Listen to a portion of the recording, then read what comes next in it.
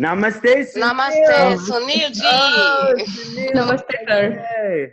Nice surprise. Oh, How my are you? greatest honor. I just came in. I said 5 minutes. I'll come in. How are you guys? Have you all started or? We were just about to, just getting started. Perfect timing. Yes. Yes. You just came in the introduction. Okay, great. I actually wanted to come 5-10 minutes earlier. Kṣaṇāti, how are you doing? Wonderful, brother. It's such a pleasure to see you. Happy birthday and congratulations on your new book. Thank you. Thank you so much. Thank you. Well, thank you. Thank you, Inge. Thank you, Bettina, Madhura. So lovely to see you guys. I'm just trying to hope I don't miss my flight. I've so much to do. Thank you, Lynette. Thank you, Lynette. I wanted to come in and just say a few words about our webinars, if we haven't started. Please do Thank it. you, Lynette. Please, Sunil, please share everything. Okay, great. See, friends, everybody present here and those who are going to watch the recording of this, what Kṣaṇāti is doing for us is teaching us something very subtle and maybe basic, but it has very deep meaning. And applying it in our life, in our horoscopes to understand ourselves, it's not easy. So I understand that some of you might have questions which are very important, which need to be answered. And our team of Bettina, Inge, Madhura, everybody involved, Kṣaṇāti, everybody involved, are trying their level best to answer as many questions as possible. Sometimes our scope is to teach a certain material, and how do I say it? I just learned something new about Karakas from my mentor in my visit to Delhi, and I realized Karakas is something I'm not understood. The full scope of it, you know. And we keep on realizing that as we are honest with ourselves in our studies, you know. And it's difficult to be honest because ego, anger, work schedules, tight schedules come into the play. So we all are trying our level best to answer as many questions as possible. The scope is not for this to be a personal reading. If you want a personal reading, you should contact Kṣaṇāti directly. His details are there in the description. It's there. And he also very freely, openly tries to reply to each and every question in the comment section. You know? Sure. He's a professional astrologer. You should respect that. But what he's sharing, and I hope and I believe he'll continue to share, you know, for the rest of his life with Saptarishis astrology, is something that is giving away with love. He's also answering the questions as many as possible. Now, if you are a coordinator for Saptarishis astrology, you see 100 people register, 200 people register, but only 50 or 100 or 150 land up coming live. You know, because what we do is we announce the webinar quite well in advance. So people tend to forget, tend to get busy. You know, like I did not want to miss this Venus webinar. Because I want to learn quite a lot out of it. I really do. I really need to understand the Venus. What's missing in it? I'm quite sure all of you would love to. But it is mandatory. Thank you, Nitin. Thank you, Nitin. I'm honored, Nitin Kashyap, you're here. You're such a great scholar, and I'm totally in love with him. He's from Delhi, and one of our speakers in our Saptarishis channel. But sometimes it's better to chew on that knowledge. Like I was speaking about Karakas. It's better to chew on that knowledge and then ask questions. All of us are smart and intelligent, and often we think we understood a technique or something. Kṣaṇāti is always there to reply in the comment section. At the same time, this is not a personal reading. It is not a personal reading. When you say Mithuna Lagna, where is Venus in the 5th house? What is the result? Then it's a personal chart. But if I'm generally saying Venus in the 7th house, it's still broadly a broad technical question, so to speak. Unless anyway. So, but if I say Mithuna Lagna with Venus and Saturn in the 12th house, that's definitely a personal horoscope. Now, we have the rule. When we are learning astrology, definitely we want to know for specific horoscopes how it is behaving. I would like to know how Venus behaved in the horoscope of Gautam Buddha. We just had Buddha Purnima. How it behaved in his horoscope, where he left everything with Venus.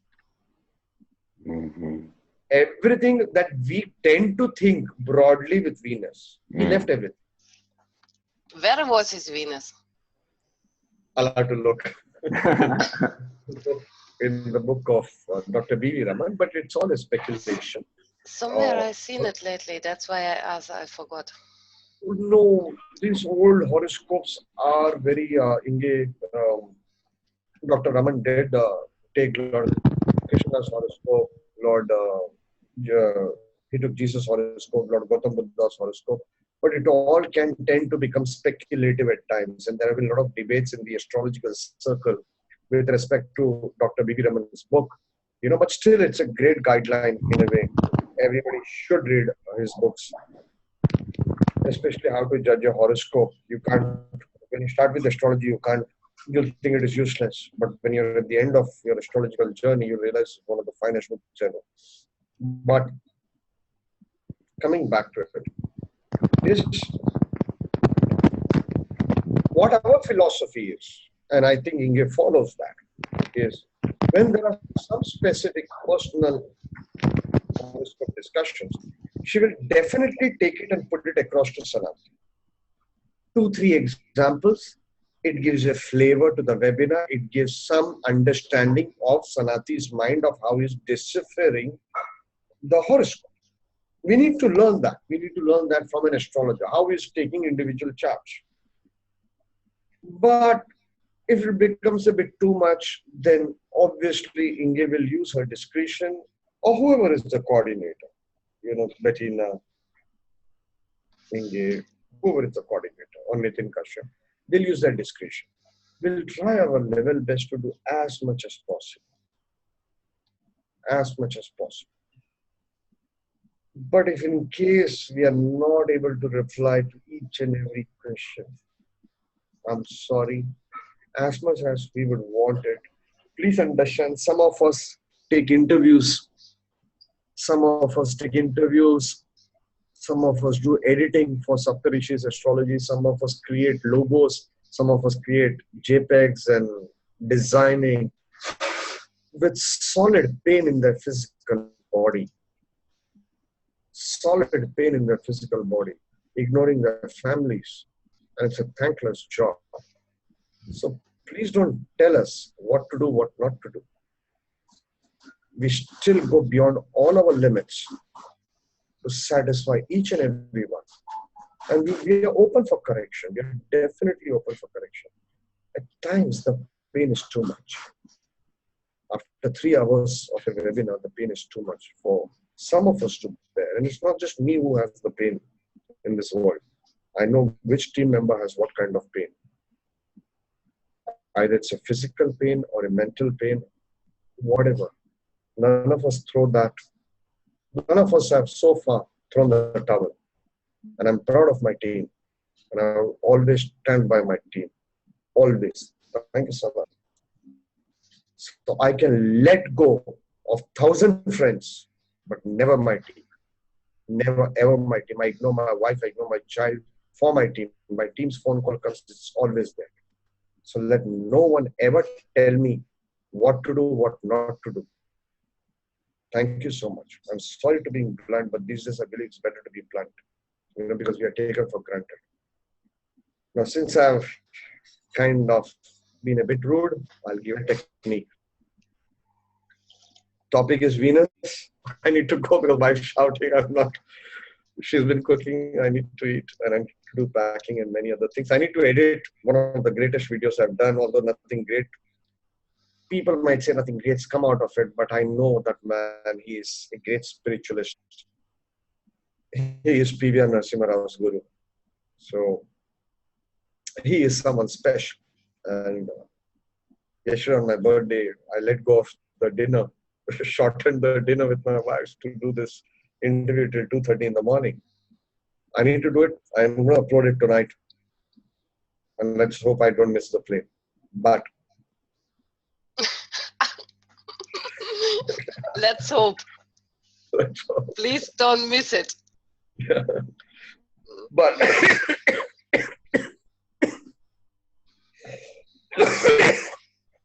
sorry, this is something I've shared in the BSP, but it's something that's a bit difficult to fathom because I haven't seen people use it. Wherever your Venus will sit, it's not just about okay, two parts of it. Wherever your Venus will sit, it's not about just Venus in your horoscope is not about physical beauty or beauty of everything. It's also about, which Kṣaṇāti will probably agree. Because my views can be different, Kṣaṇāti's views can be different, but this is not a Sunil John channel. It is a Saptarishis astrology channel. Everyone has the right to say what he wants to say. So where Venus sits, it's about achieving the perfection of beauty. It's about achieving that perfection. I don't know. Did my wife go behind? Was it my wife? How did the door close? It closed, actually. So anyway, it's about the perfection of beauty. That is one level. The second level is where the mistake was done. You got to correct it. Venus is the correction. Think about it. Think deeply. 50 years hence, when you know your whole life story, you know Venus is where the correction was supposed to be done. Of course, the old BSP technique where wherever Venus sits, the sign of the house you use it, and you'll see there will always be a scar. Always be a scar, a cut, a mark, a wound that never healed, a wound that appeared on its own. I just called up Yuvraj. His Venus is in the 11th house. I said, on your feet, there has to be a mark. He said, yeah, I don't know how it appeared here. I don't know how it appeared. That's the mystical part about the Venus placement. It will appear. It means, ideally, it's a scar that's a cut. Okay. But when it appears without your knowledge, now this is the secret. I did not get time because I was driving, so I did not get time to tell Yuvraj. When it appears without your knowledge, that means it has very deep past life signification attached to it, and you need to correct it. You surely need to correct it. I've given some food for thought. I'm not going to make much of a time. This is a Kṣaṇāti show. But do think about it. It's something very deep, very profound. And if you're just like me, 45-year-old, and I don't have a scar on my feet, I actually do. And the wound just never ever goes. I've done 3 operations for it. It just reappears back. Costly operations. At least costly then, now technology, etc. has changed, so it's become a bit cheaper. But it comes back again. that means I still need to work on my Venus. Still need to work on my relationships. Still need to understand what is the real meaning of beauty. Still need to understand 1,000 things. I still need to respect everyone. Venus being my fifth lord, I need to respect my child. And we take children for granted. They're just there. When you want a kiss from them, you say, give me a kiss. Nana wants a kiss. It's not that easy in the mood for a kiss. Easy in the mood. Because Venus demands, because it's natural seventh lord and second lord. It demands. So this is where you turn around and say, I'm ready to give. See, this might be theory and I might not apply it in practice, or I might out of 100 times apply it in practice only 2 times or 5 times. But if some of you can do it 10 times out of those 100 times, then I'm the winner and you're the bigger winner. Thank you so much. Thank you. Madhura ji, Kṣaṇāti ji. Thank you so much, sir. Inge, love you all. Thank you. We will just start now.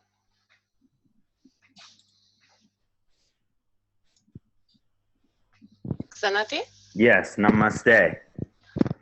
are you ready to share your presentation? I am. I'm very excited. I feel blessed to have Sunil G's darshan for the time that we did, and it's just such an honor to have his energy. I feel just totally enlivened by that, and I hope we can all take some of Sunil's points and reflect on them as well. Just really graced by his presence, and want to thank how he spoke of his love for the team. I really feel his love for us and his support for us, and just really nice that he chose to share that with us. Namaste everyone, welcome. Going to be doing a webinar on how to improve our karma with Kṣaṇāti, Venus, and so I'm going to share my screen and we'll get started because it's very comprehensive and in depth. I wanted to make sure that we covered everything in detail. So how is my screen showing right now? Yes, just have to enlarge it. Yes, perfect. And just be aware of your mic, because yes, thank you. movements are really like a noise. Whenever it scratches your hair, we listen it. Yeah, the dreadlock scratch. With every movement of yours, we're gonna listen also. Okay. Okay? Yeah, I'm gonna hold the microphone so it doesn't scratch. Wonderful. So all yours. Thank you. Thank you. Namaste. I'm so grateful to have everyone's support here. Welcome to How to Improve Our Planetary Karma with Venus, Kṣaṇāti.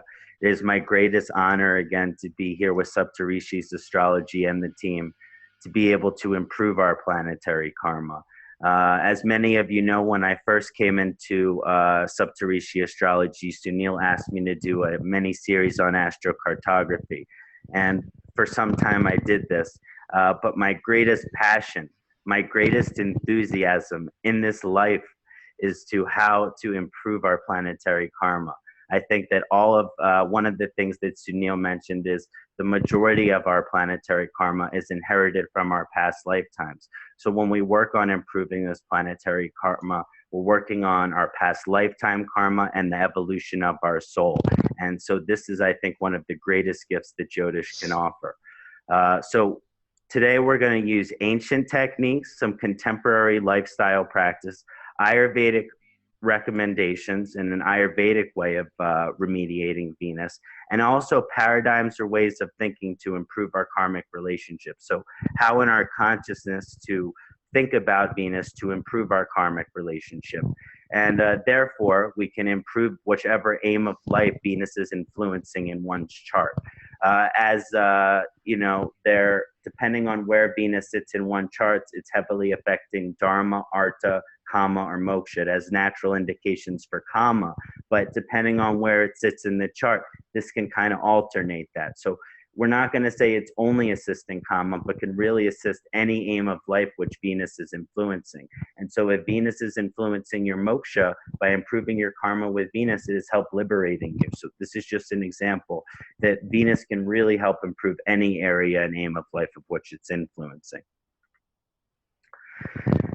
I broke our presentation into 6 parts today. First, we're going to discuss the basic energy of Shukraya and the karma that is concentrated within Venus, and how to understand that, and from an ancient perspective, from a Parashara lineage that I have studied, and also some of my own understandings of Venus karma. And then I will talk about Venus current transit in Pisces, Venus, well, in its exaltation form. And Venus karma and planetary dignity. I will also talk about Venus karma and planetary dignity.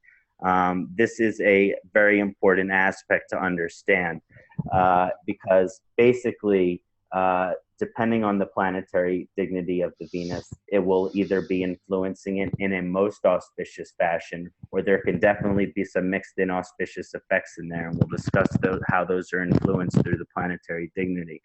And then I'll get into my favorite part of the presentation, which is, now that we understand the karma, how to improve it.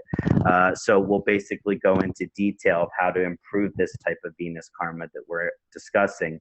And then I have 4 examples from the community that were emailed in to me, 2 to 3 questions per example, having to do with their own charts and how to look at Venus karma in their own life. And then if we have time, I would love to take some live questions as well. We'll see where we are at the end of that community examples. Before we get started today, I always like to open with the traditional Jyotish mantra for these planets, the Navagraha mantra. And Venus is particularly strong in my own chart. It's in Libra in the 9th house. So I've always had a strong connection to Venus, and this is actually one of my favorite chants to sing, one of my favorite chants to perform. It seems to just bring pleasure to the senses, and joy and happiness and contentedness. So if we'll all take some time, and if you recognize this chant wherever you are in the world, I encourage you to join me. The text is here on the board along with the Venus yantra, as is the translation. I'm going to perform this mantra, and if you recognize it, please join me. Otherwise, meditation will be totally beneficial during this chanting portion of the presentation. And let's all, in this time, take the moment to honor and connect the great guru of Shukraya.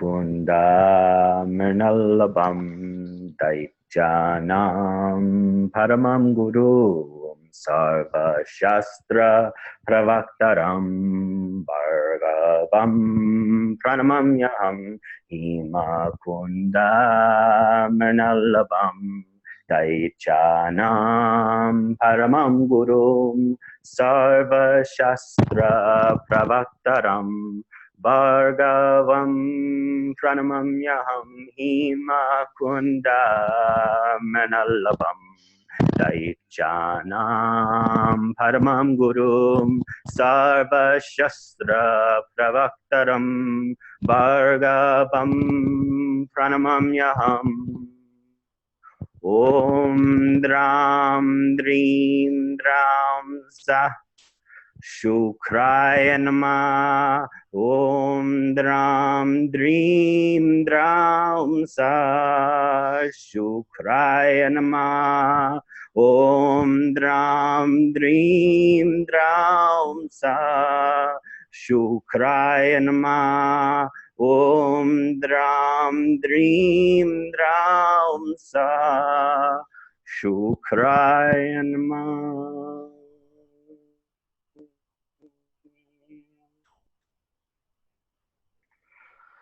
Hari Om Namah Shivaya.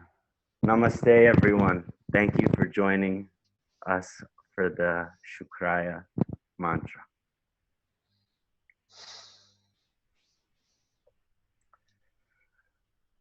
So, to begin to discuss Venus karma, one of the reasons why I want to improve karma with all of the 9 planets, but why Venus now? Well, one, Venus is really strong because it's exalted now and it felt like in an alignment. And also, I'm in a Venus sub-period that just happened recently. So that seems to be in an alignment as well. But basically, I have always felt in my study of Jyotish that Venus is one of the commonly most misunderstood planets. That Venus is one of the most commonly misunderstood energies. And basically that sometimes we only see one side of Venus. But there's this whole other aspect of Venus which I think gets missed. And that's why I felt very important to discuss Venus so that we can understand many of these different aspects which aren't normally emphasized or spoken about Shukraya. And I, in my studies, have found it to be very strong energies. So while Venus is commonly associated, we think of Venus and we think of romantic love, beauty, women, partnership, music, art, money, wealth, finances, and the material expressions of the world. But Venus's metaphysical properties, those are beyond these more common aspects, are much more profound than these just primary significations that I just mentioned. Not that those aren't important, but that the metaphysical energy of Venus is even greater. Venus's metaphysical energy carries a guru vibration, and Venus is related to a specific limb of Vedic philosophy called Vedanta philosophy. And this is a very important aspect of Shadarshan, the different branches and limbs of Vedic philosophy. And in Vedanta philosophy, it means the ending of knowledge. So basically, this is the end of knowledge, the final realization point of wisdom. And it is also strongly related to the philosophy of non-duality, which is also a Western spiritual philosophy, but it's very concentrated in this aspect of Vedanta, as well as the energy of Venus. And so Venus, one of the primary ways in which it is described in the ancient texts, as you can see in the mantra before you, is that Venus is the gurus of duality. Venus is the great guru of duality. And this is a very esoteric metaphysical concept, and it needs to be dissected properly in order for us to understand what does it mean that Venus is this great guru of duality. So Venus is the force of the universe, Shukraya, which has complete knowledge of and rules all aspects of the universe which possess duality or an opposing force or energy. So other ways that we understand this concept, other than Vedanta philosophy, is in the Chinese spirituality, yin and yang energies, and the difference and the combination and the union of those energies. Sometimes we think of it in terms of black and white, positive, negative forces as well. These are all different ways of understanding the concept of duality or of opposing forces. Because Shukraya is the great guru of duality in all of these aspects, it has complete knowledge of the duality of the universe and how that manifests on Earth and in humanity. And in many ways, I think that Venus is directly connected to the human experience and what does it mean to be human. Because basically here on Earth, we have a dualistic experience. When we die, when we go through moksha, there's no more duality. There's no happy, sad, positive, negative, black, white. Everything is one. We are all one with the Paramatman. And at this point, duality does not exist. So duality is just something that we experience here on the material or the earthly realm. And so Venus is strongly connected to the control and power and rulership over that. Shukraya, as I mentioned, also has complete knowledge of the Vedanta philosophy or aspect of Vedas, which is the complete understanding, wisdom, and knowledge of the duality of the universe. And because of this knowledge or wisdom of duality, Daitya Guru, the guru of the Asuras, and therefore, as a soul, is able to go beyond the duality and end the soul's search for knowledge. So basically, one of the vibrations of Venus as the great guru is that there is so much wisdom of the duality of the universe, of the opposing forces of the universe, of positive, negative, of happy and sad, of everything that has an opposite. That Venus has such profound wisdom of the exact nature of the duality that it is able to go beyond it and no longer experience that duality, which in a sense is a form of enlightenment. Or a form of moksha. So this is Venus has a very high spiritual Saatvik vibration that is might be commonly mistaken for something less than that. So for Shukraya, knowledge of duality and opposing forces of the universe in an ultimate yearning to go beyond duality. So even though we're experiencing duality as it relates to Venus type karma, ultimately, Venus seeks to take us beyond that duality, which is the greatest form of wisdom. This can take many, many lifetimes. And you can, of course, see this through certain aspects of the chart. Now, these universal and human aspects of duality that I'm mentioning can be understood through certain examples in our paradigm of life. So I present some examples just so we can kind of understand, okay, Venus has connections and rulership of this aspect. But because of its connection to duality, it also has rulership and connection to that which is the opposite. And this needs to be heavily considered in the understanding of Venus. So good examples are happiness and sadness. Venus is connected to the Lord of the senses. It can help with pleasure and happiness. But it can also be indicated with sadness and pain. The internal expression of life and the external expression of life. Good and evil. Again, these are forces that we understand dualistically. Joy and sorrow. Passive and aggressive. Any aspect of the universe which has an opposite or opposing force, some duality, that Venus is having a profound amount of influence over this vibration. It is this profound aspect of duality we experience as a humanity, as I mentioned, as well as the duality of the positive, negative, and good and evil forces of the universe. And this is also a parallel to Venus, the being the guru of the asuras, or the demonic forces, which demons in Jyotish, or the Vedas, or Hinduism, are not necessarily can be attributed as 100% negative. But rather, these asuras can sometimes also be enlightened or yogis, but they are seeking eternal life. They are seeking the experience of their senses. They are seeking the material expressions of the universe. So basically, what makes an asurus, in my understanding, is just the desire to keep living eternally. So the asuras seek full knowledge of duality.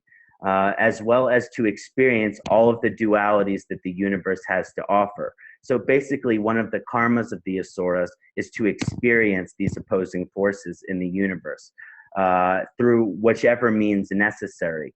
And sometimes those means has a darker energy, which could be the darker side of the asuras, but I don't automatically associate asuras with a dark or negative vibration, but just to know that Venus is the Lord and the ruler of this aspect of the universe. And so we're potentially these asuras go to Venus. These demons go to Venus to seek liberation from the duality, because they are enslaved by the duality. So the asuras, they're experiencing the duality, they're enslaved by duality, and Venus is the great guru that knows the universe beyond that. So Venus is the great guru that can help lead them into their spiritual evolution as well. So in a sense, Venus is really a profound guru and teacher to these asuras. So understanding more aspects of how this duality manifests, Venus is commonly associated with marriage, romantic love, and our soul partnership. It has associations for the seventh house naturally.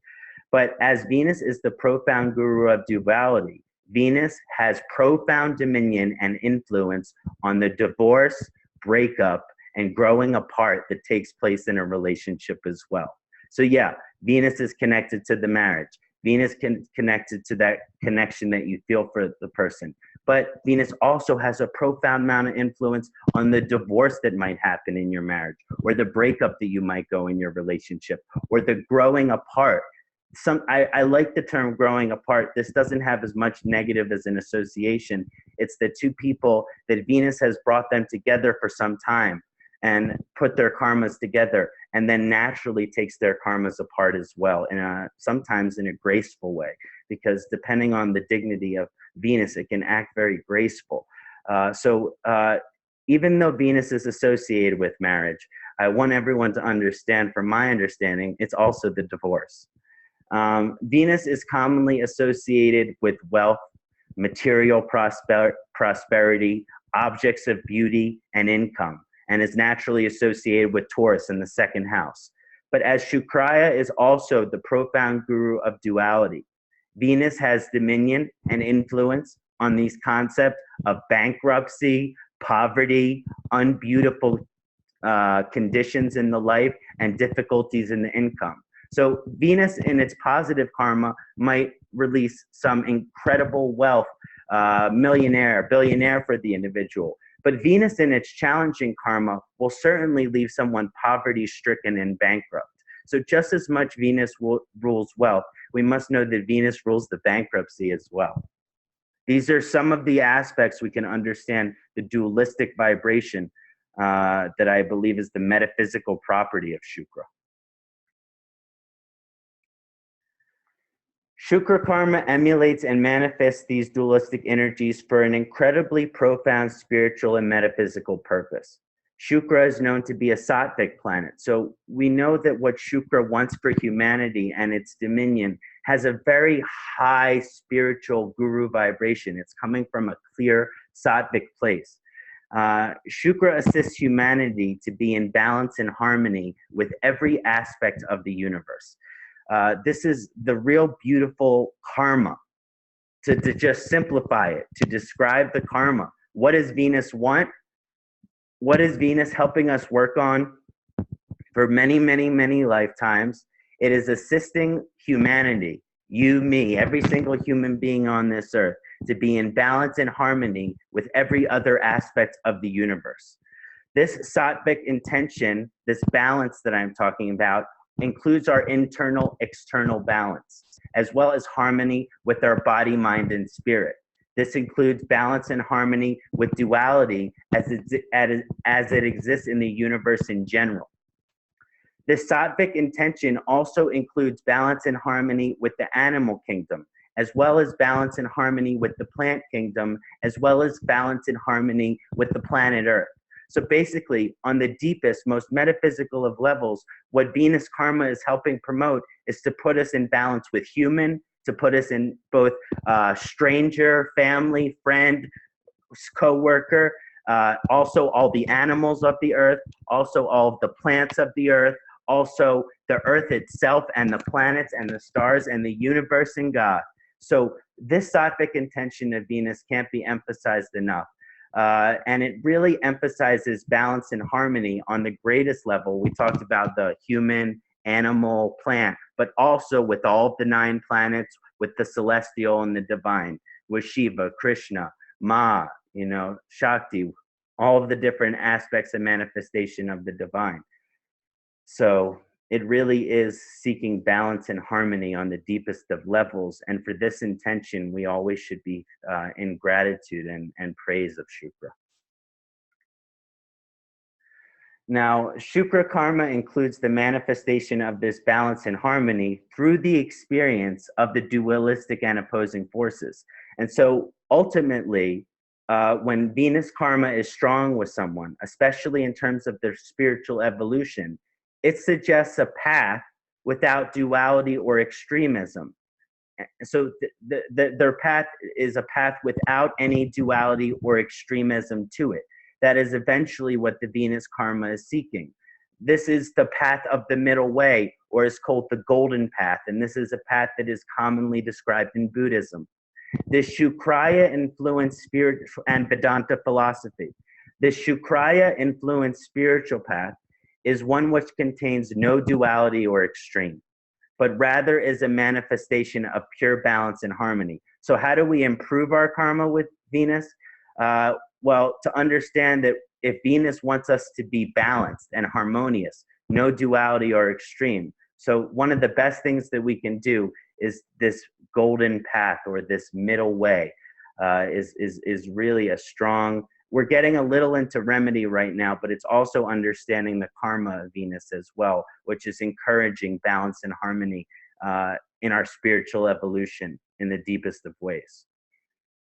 So ultimately, in our karmic evolution with Shukraya, whether it's in this lifetime or an earlier lifetime, we have to experience both aspects of the duality or the extremes.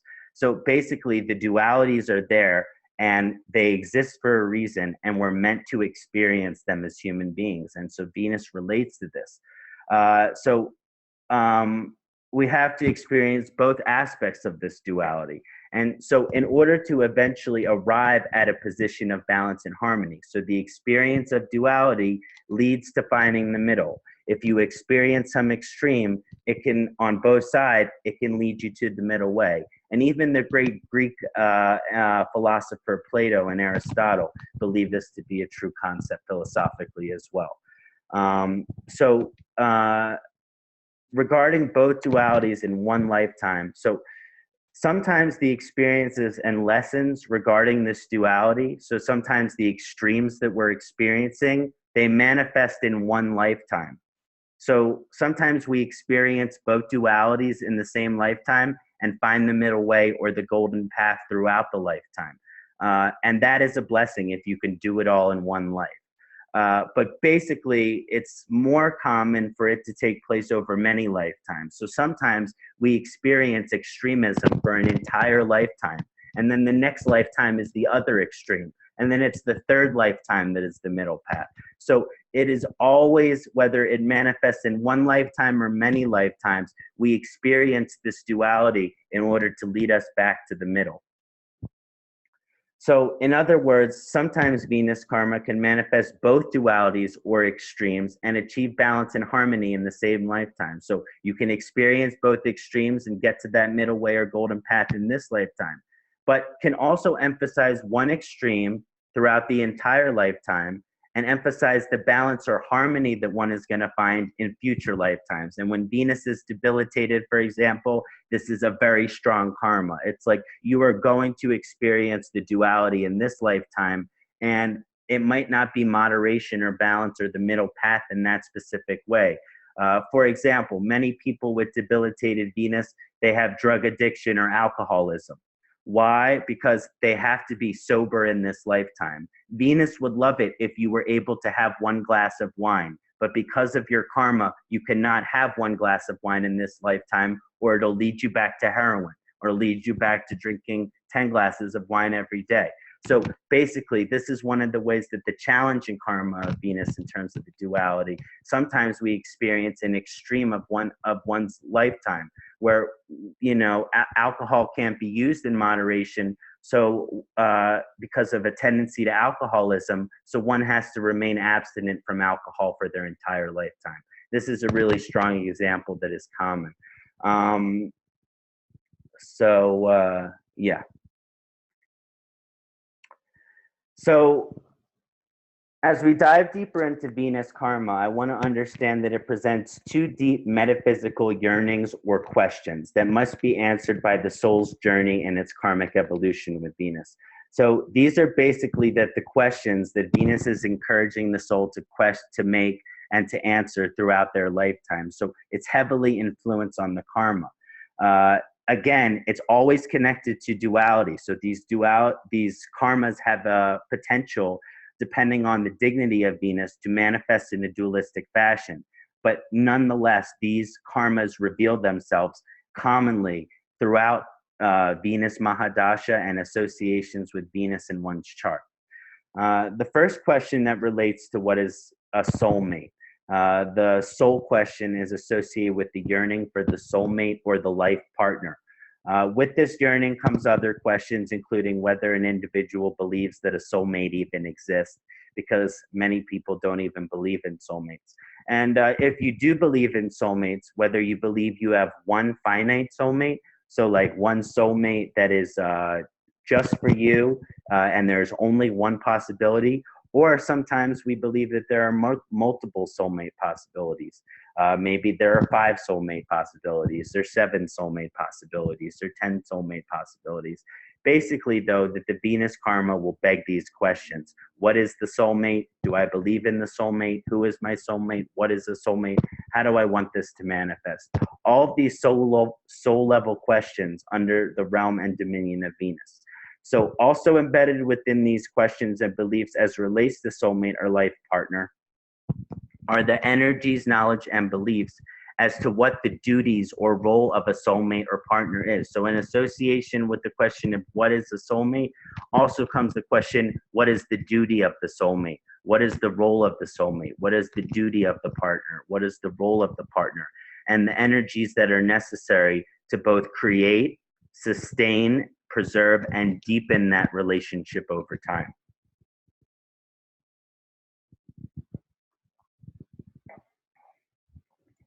So that's the first aspect that I want to mention. The second profound metaphysical energy that I really think Shukraya manifests is our karma's lessons and energies around the concept of what is money, what is the dollar, what is the rupee, what is the euro.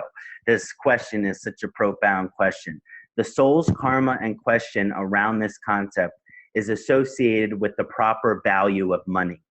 That means that the value of money in the world is properly understood. Money is an embodiment of duality. If there's one thing that we can take and put it in front of our faces and say, this is duality, it's the dollar. So basically, this understanding money and this finding the peace and the balance with this concept of wealth and money is a really strong karma that relates to Venus as well. So that is the value of money in this world, in this duality that we're existing, is understood properly. And therefore, money is not overvalued or undervalued in the world. So basically, with the proper karma with Venus and in the evolution with Venus, we do not overvalue money, we do not undervalue money, and we properly understand its function and use in this duality.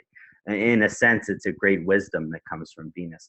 And the Asuras are certainly seeking this wisdom in their experience. So deeply embedded within these questions and belief systems that relate to the value of wealth and money are the ability to appreciate the external, material, and beautiful aspects of life and everything it has to offer.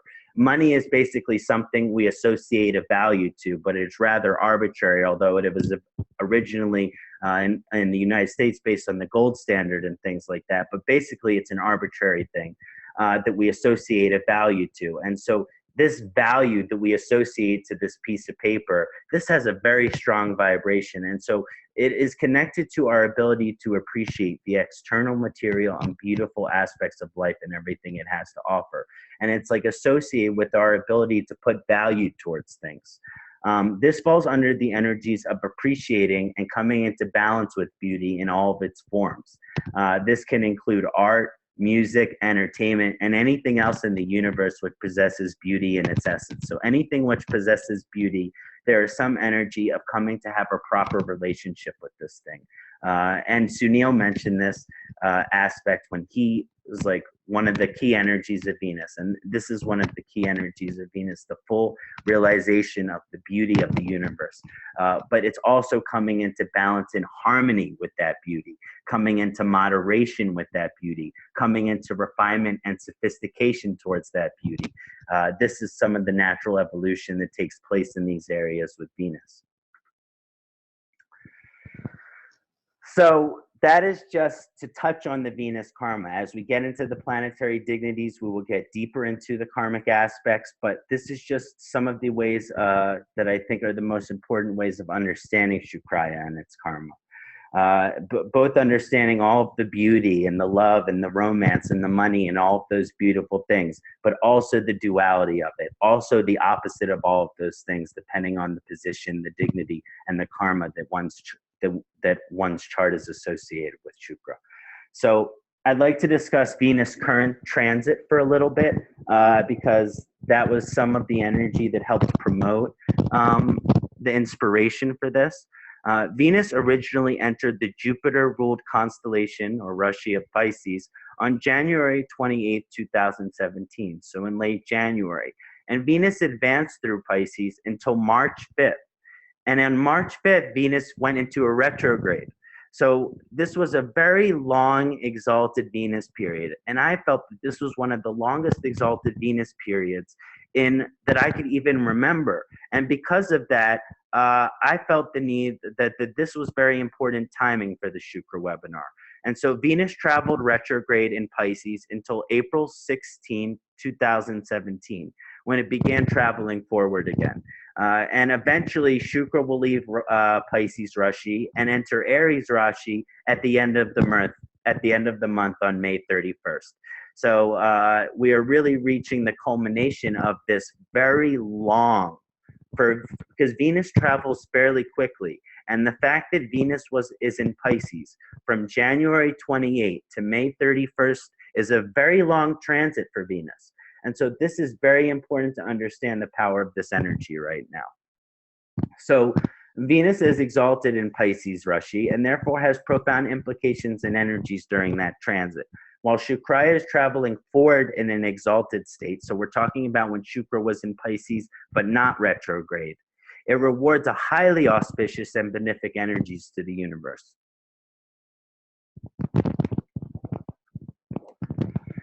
Now, the retrograde movement in Pisces during the transit does not always cause a benefic or auspicious effect. And actually, when an exalted planet is retrograde, sometimes it will act debilitated. So basically, during some of this transit, while the Venus has been retrograde, there have been some very mixed or challenging effects that come from this Venus as well. And that's, I feel, mainly due to that it was traveling in a retrograde state for some time. Retrograde Venus can cause unusual desires, and those that have retrograde Venus might naturally have unusual desires in their chart. It also may show difficulties in karmas relating to relationship and finances. So these Venus exalted but retrograde periods can actually be challenging to the relationship, be challenging to the financial vibration. The Pisces vibration gives the retrograde Venus profound power. So the exalted is giving it power, and then the retrograde Venus is causing that transformation and changes in the areas of relationship and finances. So we might be experiencing some aspects of the more challenging aspect of the duality when Venus is in a retrograde state, but that is only aiding transformation and change in these areas that are essential for our spiritual evolution or growth. Or one could even say just for our balance and harmony in life. So basically that even though we might be facing challenges in wealth and relationships during the retrograde or exalted Venus period, it causes the necessary transformation and change in those areas as well for the future prosperity. So it's sometimes a necessary thing, like as I mentioned, to experience both sides of the duality. Now, when Venus is retrograde, what an individual, and this is for natives that have Venus retrograde in their chart, and we just went through a period where there's a strong Venus retrograde. When Venus is retrograde, when an individual finds and appreciates in terms of beauty can be very unique and outside of the traditional definition of beauty, or outside of the traditional picture of beauty, or outside of the traditional idea of beauty. There's a great quote that says, "Beauty is in the eye of the beholder." And this quote holds particularly true for the retrograde Venus, that really, for the retrograde Venus, beauty is unique and in the eye of its beholder. More discussing about this exaltation period and what does it mean that Venus is exalted in Pisces is to know that from Parashara, Venus is exalted in the Jupiter-ruled sign of Pisces. And mathematically speaking, when I learned Jyotish, when a planet enters an exaltation, it receives 100% auspicious effect and a 0% inauspicious effect. Now, there are so many aspects that it's never 100% or 0% anything.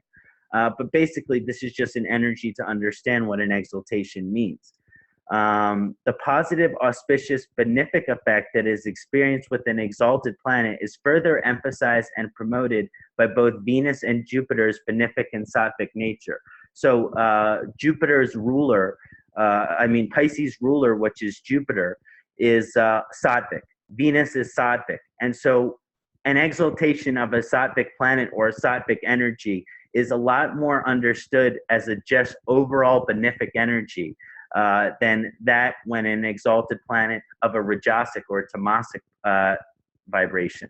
So it's important to know that the exaltation is Saatvik, and this has profound auspicious indications. This auspicious blessing or benefit has profound significations for both past lifetime and current lifetime energies. That include a combination of Venus's inherent karmas and energies combined with the guru and spiritual vibrational energies of Jupiter and Pisces. So basically, my understanding is that you earn an exalted Venus from your past lifetime karma. And how would you earn this? There is a great knowledge of the duality. There is a great wisdom of the duality. There is a great combination of the expression of the duality of life and one's spiritual growth and one's spiritual evolution and their higher connection. This Venus exaltation, it's very beautiful. From a karmic perspective, exalted Venus, as I mentioned, is inherited from past lifetime karmic work and the wisdom and lessons of Shukraya. This past lifetime karmic work can consist of having wisdom on a soul level. So the wisdom at a soul level of the duality of the universe. So basically, there is a natural knowledge or wisdom on a soul level of what does it mean to be a human being and to the duality that being a human being presents, and how to experience it in a harmonious and balanced way, as well as the potential to go beyond it. Now, an exalted Venus in its basic and inherent nature should bless the native with an inherent ability and lifetime growth potential in terms of refinement, sophistication, class, elegance, spirituality, and philosophy. So one understanding is that you possess these qualities from a past lifetime perspective with an exalted Venus, and you are remembering them throughout your lifetime, but also it is your natural inclination to grow in these ways, to grow in one's refinement, to grow in one's sophistication, class, elegance. So spirituality as well as philosophy. So this Venus exaltation period, it's always a time of great refinement and sophistication and growth in these ways. This exaltation encourages profound spiritual growth and even spiritual belief and faith through the experience of the beauty of all that life has to offer, and in a balanced and harmonious way experiencing the dualities of the universe. So these vibrations of Venus and Pisces, they go really well together, and it's a very auspicious alignment. Now, the debilitation of Venus, the duality, the opposite. So what does it mean when Venus is debilitated? Well, Venus is debilitated in the Mercury-ruled sign of Virgo.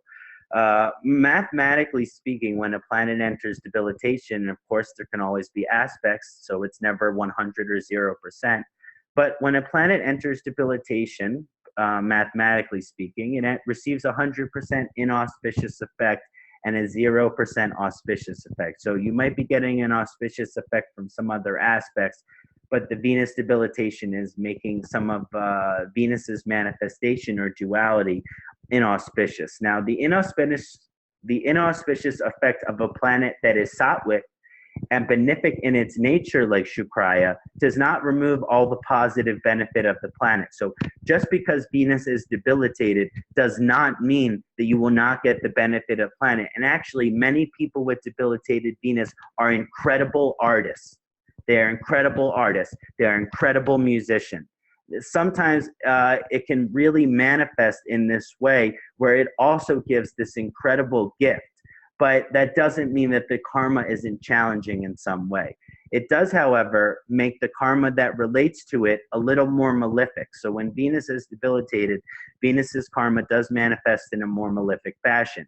And it can be very challenging over the course of the native's lifetime, the debilitated Venus, as well as its Maha and Antardasha period. So if you have a debilitated Venus, it can be a challenge throughout the lifetime, and particularly in the Dasha and Bhukti of Shukraya as well. So from a past lifetime perspective, these natives with a debilitated Venus had some difficulty and challenge in their Shukraya related karma. So basically, their past lifetime energies of the debilitated Venus has indication that overemphasizes perfection, idealism, analytical qualities, an extreme or dualistic nature, and a constant improvement preoccupation from a past lifetime perspective. So I'm saying with the debilitated Venus, these are some of the karmas that your soul is working on improving for many lifetimes. And these are some of the things that are going to be naturally a struggle because of the debilitated Venus.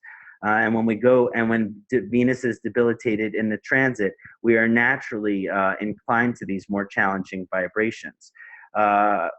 Perfection and harmony are not the same thing. Perfection and harmony are not the same vibration, but rather dualistic energies towards each other. So sometimes we think that beauty, that harmony is the same thing as perfection.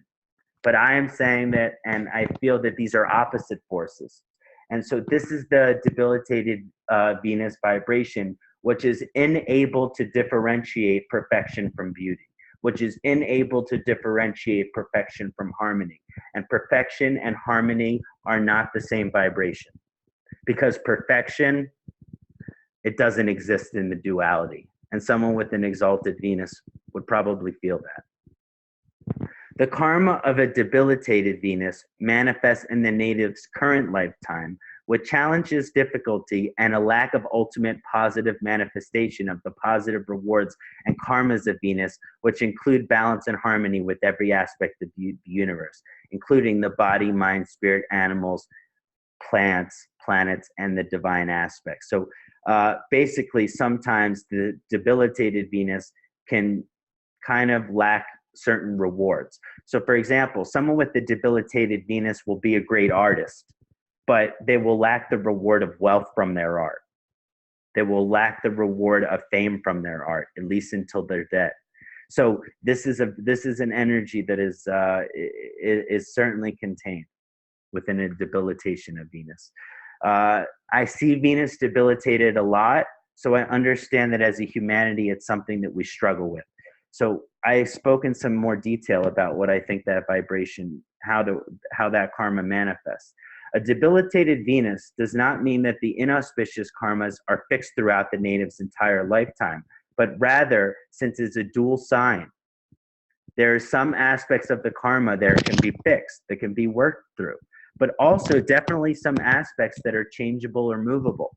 In other words, when Venus is debilitated, with spiritual approach and intention to improve that karmic connection, a great amount of spiritual improvement in the relationship with Shukraya in this lifetime manifests. Because Shukra is a guru, because it is a Saatvik planet, when we are seeking to improve our karma with Venus, there is a strong ability for it to improve. And this is very true for a debilitation of Venus, that there is a great amount of potential for the karma to improve. So the debilitation Venus might make someone an alcoholic, but if they remain sober throughout this entire lifetime, then they are so greatly improving their karma with Venus.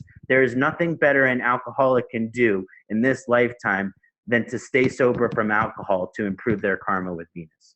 So Also, since the Venus debilitation contains profound dualistic energies and some of the more challenging aspects, that sometimes individuals will need to experience a form of extreme or duality throughout their lifetime in order to achieve balance and harmony with themselves and the universe.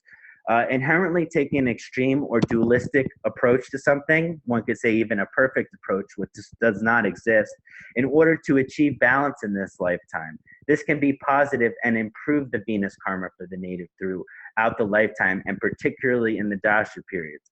So inherently taking it to achieve balance in this lifetime, when the Venus is debilitated, it can actually show that the extreme approach is beneficial, because naturally you are still meant to experience some of the duality. So for those with debilitated Venus, the middle way or the golden path is not necessarily their path in this lifetime, but might be a path in future lifetimes. In this lifetime, they might need to remain abstinent from certain things. Examples of this energy would be an individual that has preclusions to obsessions and addictions towards money, materiality, romance, love, drugs, sex, or alcohol. Therefore, it is in the best interest and improvement of their karma with Venus to denounce these aspects of universe in this lifetime, which should greatly improve the Venus karma. So because the Venus is debilitated, you are predisposed to obsession or addiction in one of those following areas, and therefore your karma is greatly improved by denouncing that.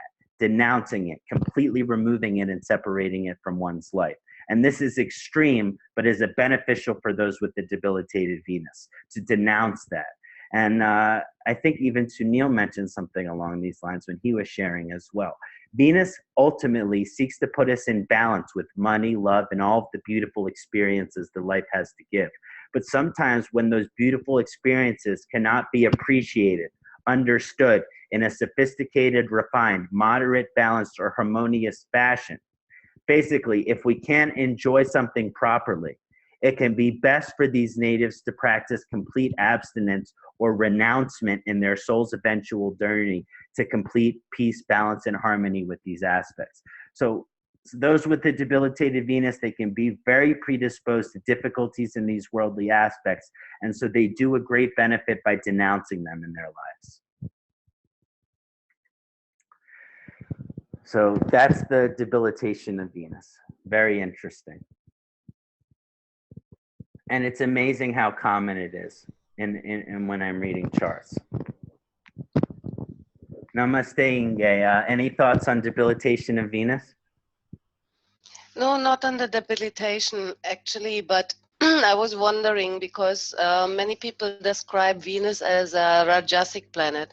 You were quoting it as Saatvik because of being in Pisces only, or how you reached there? This I could not.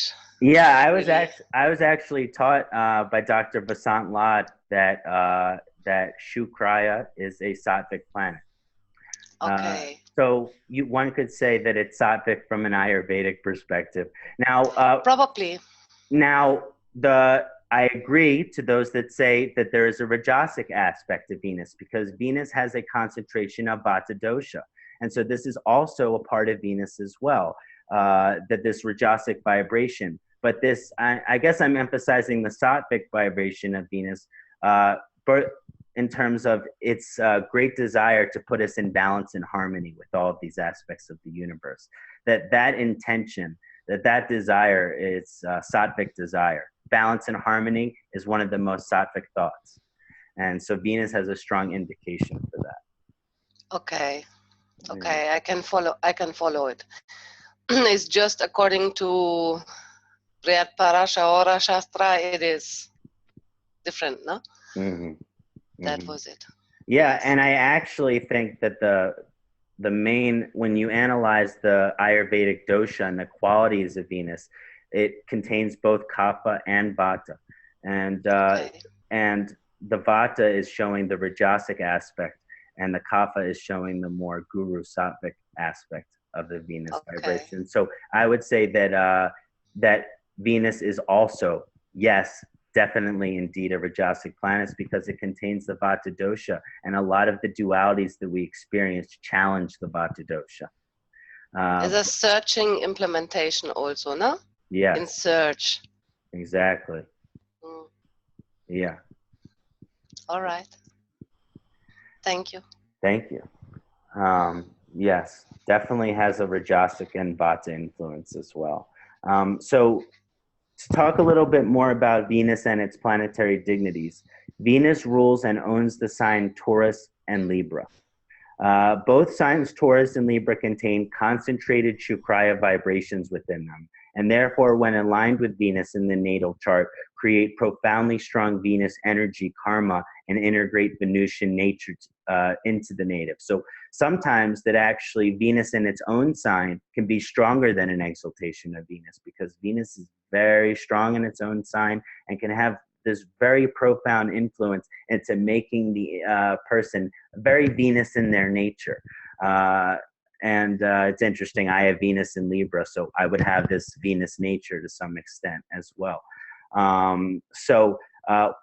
Venus aligned within its own sign contains, I believe, a majorly auspicious energy overall.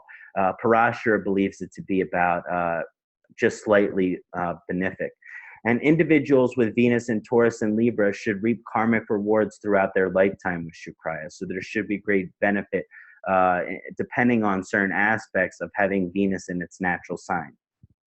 Now, when Venus is concentrated within Taurus, it has profound significations for financial, material, and lifetime experiential accumulations and prosperity. This gives profound ability and encouragement to enjoy all the beauty and experience that life has to offer, and this certainly includes finances. This auspicious accumulative energy is emphasized when Venus is in the 2nd, 4th, 5th, 10th, and 11th houses in Taurus. It's very profoundly accumulative and positive in that sense.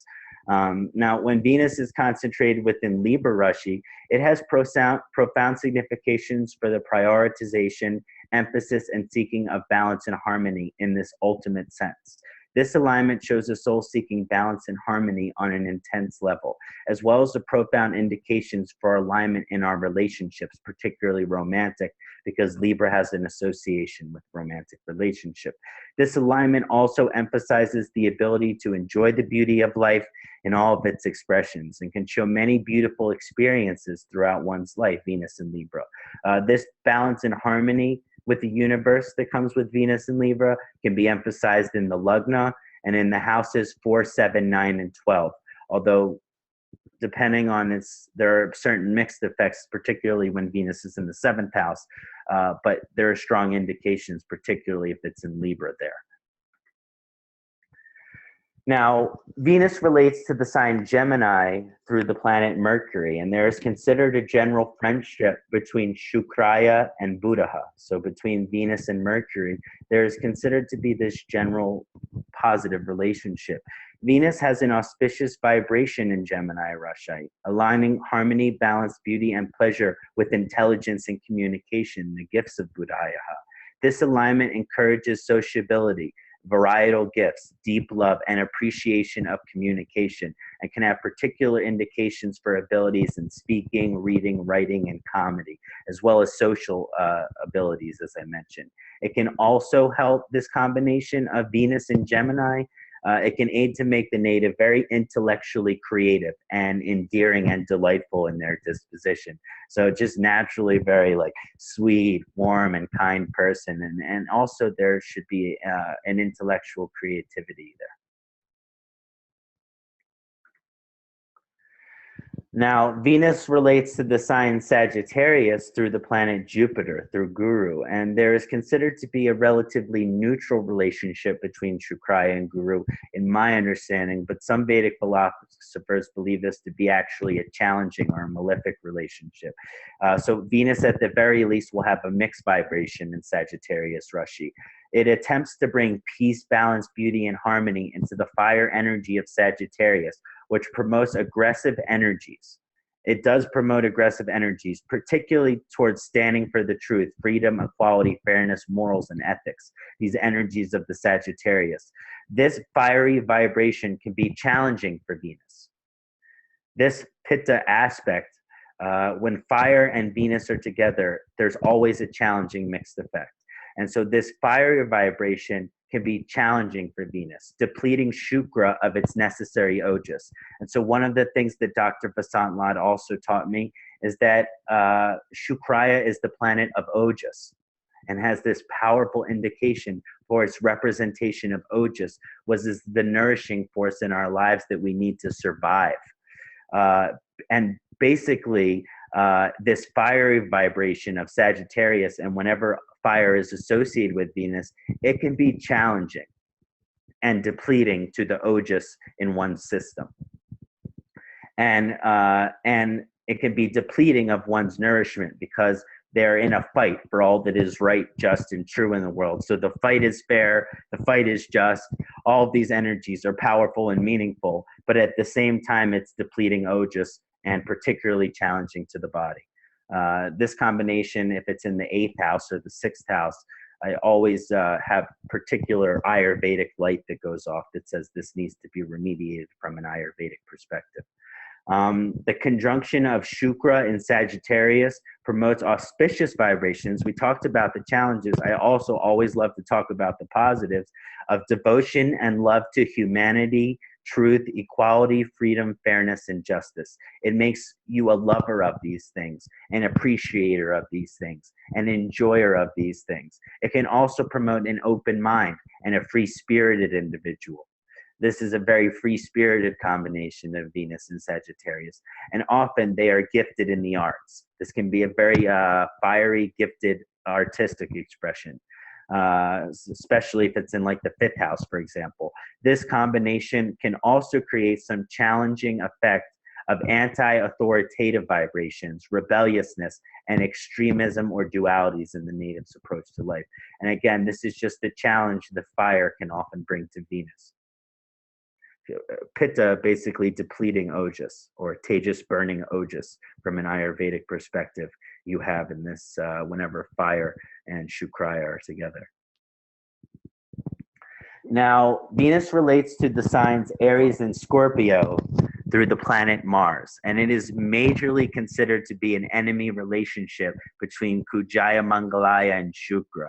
Other philosophers analyze this relationship as one of a love-hate relationship, and I've always loved that understanding of it, and that's really resonated with me.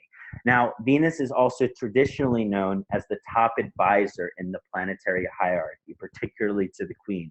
And Mars can be understood as the general of the king's army. So one of the ways that we can understand this is the advisor to the queen and the general of the king's army and how they would interact with each other. It's a very feminine vibration and a very masculine vibration.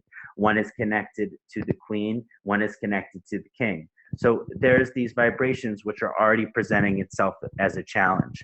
One of the ways that I really like understanding this challenge, sometimes I say Venus is a princess, and people are like, wow, that's a strange way to describe Venus. But it makes sense for understanding how Venus interacts with Mars. Another helpful analogy to help understand this relationship of how Venus will act in its conjunction with Mars and Mars signs is that the general of is to understand Mars as the general of the king's army, the top general, the leader of the wars and the battles, while Venus is the refined, sophisticated, and elegant princess.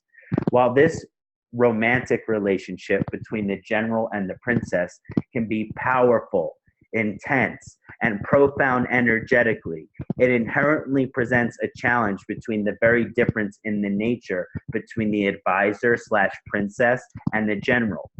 In other words, the affair is very potent. The affair between this feminine vibration and this masculine vibration, that affair is very potent. It's passionate, it's intense, it's sensual, it's profound. But by the very nature, their relationship would not work out in the long run because of the remarkable difference in their caste, dharma, character, and nature. They come from different castes. They come from different backgrounds. They come from different vibrations. So even though that affair would certainly be passionate and fiery and beautiful, that in the long run, that relationship would just not work out. And that is one of the analogies I like for understanding this. Therefore, Venus conjunction in Mars signs embodies the dynamic nature of this analogy and certainly contains this mixed effect in terms of auspicious and inauspicious energies for those natives that have Venus in Aries and Scorpio in their charts. Venus has a mixed karmic effect, I believe, in Aries Rashi, and can have profound impact on the love-hate relationship paradigm in one's life. As I mentioned, this love-hate relationship. This, because Aries is a very aggressive Pitta and masculine Rashi. This conjunction can influence natives to speak and act to accomplish goals and to emphasize bringing pleasure to themselves and others, and can encourage attractive, smooth talker, passion, energy, and promote one's inner child. These are all the positive vibrations. Venus in Aries has a mixed effect, and there are some very positive vibrations that can be promoted. And we talked about the emphasis of bringing pleasure to themselves and others, and they will be beautiful, and they can be good at speaking, and very sexy and passionate. This energy can be very strong when Venus is in Aries. Challenges in this junction creates aggression, really strong aggressive vibrations, and a love-hate heartbreak situation, and can lead to promoting one's goals or desires over others. So in other words, selfishness or lack of consideration of others is a challenge when Venus is in Aries. This conjunction can be particularly challenging in terms of relationship when selflessness is the best karma. In a relationship, selflessness is the best karma. So this karma can be challenging in relationship, romance, and love. But it also encourages passion in love. But on the challenging side, could show one being predisposed to being over intimate, so having a hyper emphasis on intimacy, and also prematurely intimate, getting intimate too quickly in the relationship. This conjunction highly emphasizes the love-hate paradigm in the romance relationship karma. Now, of course, depending on the house, it can influence this in a different way. Now, Venus has a mixed karmic effect when in Scorpio Rashi, and can also have profound impact on the transformation one goes through to find balance and harmony. I like to think of this as a spiritual vibration of Venus and Scorpio. This conjunction also emphasizes love-hate energies because of the connection between Venus and Mars, but shows profound interest in the areas of the unknown because of Scorpio, which with Venus heavily emphasizes and includes Tantra. Tantra, again, deep Vedic concept. And when Venus is in Scorpio, it can show a natural connection and inclination to Tantra as part of one's spiritual evolution, particularly if you were to find Venus in the 8th or 9th house, maybe the 12th house as well. This conjunction is a mystical conjunction and is emphasized through the 5th, 8th, 9th, and 12th houses. This is where I really like to see this conjunction for a mystical, spiritual effect. Generally, this conjunction promotes incredible passion, sensuality, strength, and supports the natives' unique artistic gifts, as well as makes them interesting because of their areas of interest and experiences. So these people might be gifted in the arts, particularly in unusual, strange, or unknown manifestations of it. This conjunction has more challenging karmic effects in that it can heavily promote scandals and desires for unusual aspects of pleasure. So this is a challenging combination of Venus and Scorpio, depending on its position, because it promotes scandals and desires for unusual pleasure, such as intoxication and alternative or unusual forms of sex. Again, this conjunction isn't always an aspect, but can sometimes show up in my research. This conjunction tends to emphasize over intimacy as well as getting intimate prematurely. This Mars-Venus combination, it has these struggles with intimacy. And undoubtedly, however, this conjunction contains the auspicious energies of strength, passion, charisma, and magnetism. Venus relates to the signs Capricorn and Aquarius through Shani Deva. Om Namah Shivaya, Jai Shani Deva. There is majorly considered to be a friend relationship between Shani and Shukra. And this is very interesting to think of and understand. When Venus relates to the sign Capricorn, we find an auspicious vibration as well as a mixed effect, because pretty much whenever you're working with Saturn, it's a mixed effect, because even though it may be beneficial for you spiritually, it might be challenging for you materially, or it can be benefiting you materially and challenging you spiritually. So there can always be a mixed effect, kind of. Even though Venus and Saturn are friends, there's still a mixed effect because of sometimes Saturn, the way Saturn teaches lessons, and its natural karma is Kṣaṇāti. But we find an auspicious vibration as well as a mixed effect, is basically what I'm saying when Venus is in Saturn signs. But there is an auspicious energy.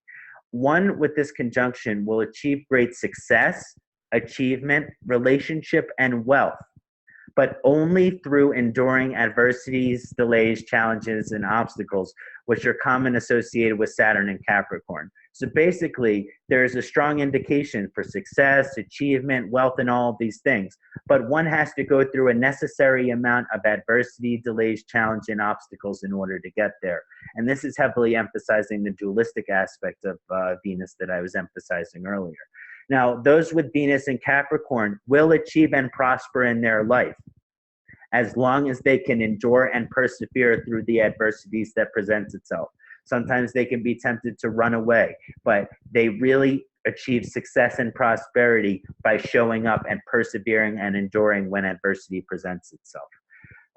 So it has this indication for great success, but there must be an enduring factor because of Kṣaṇāti.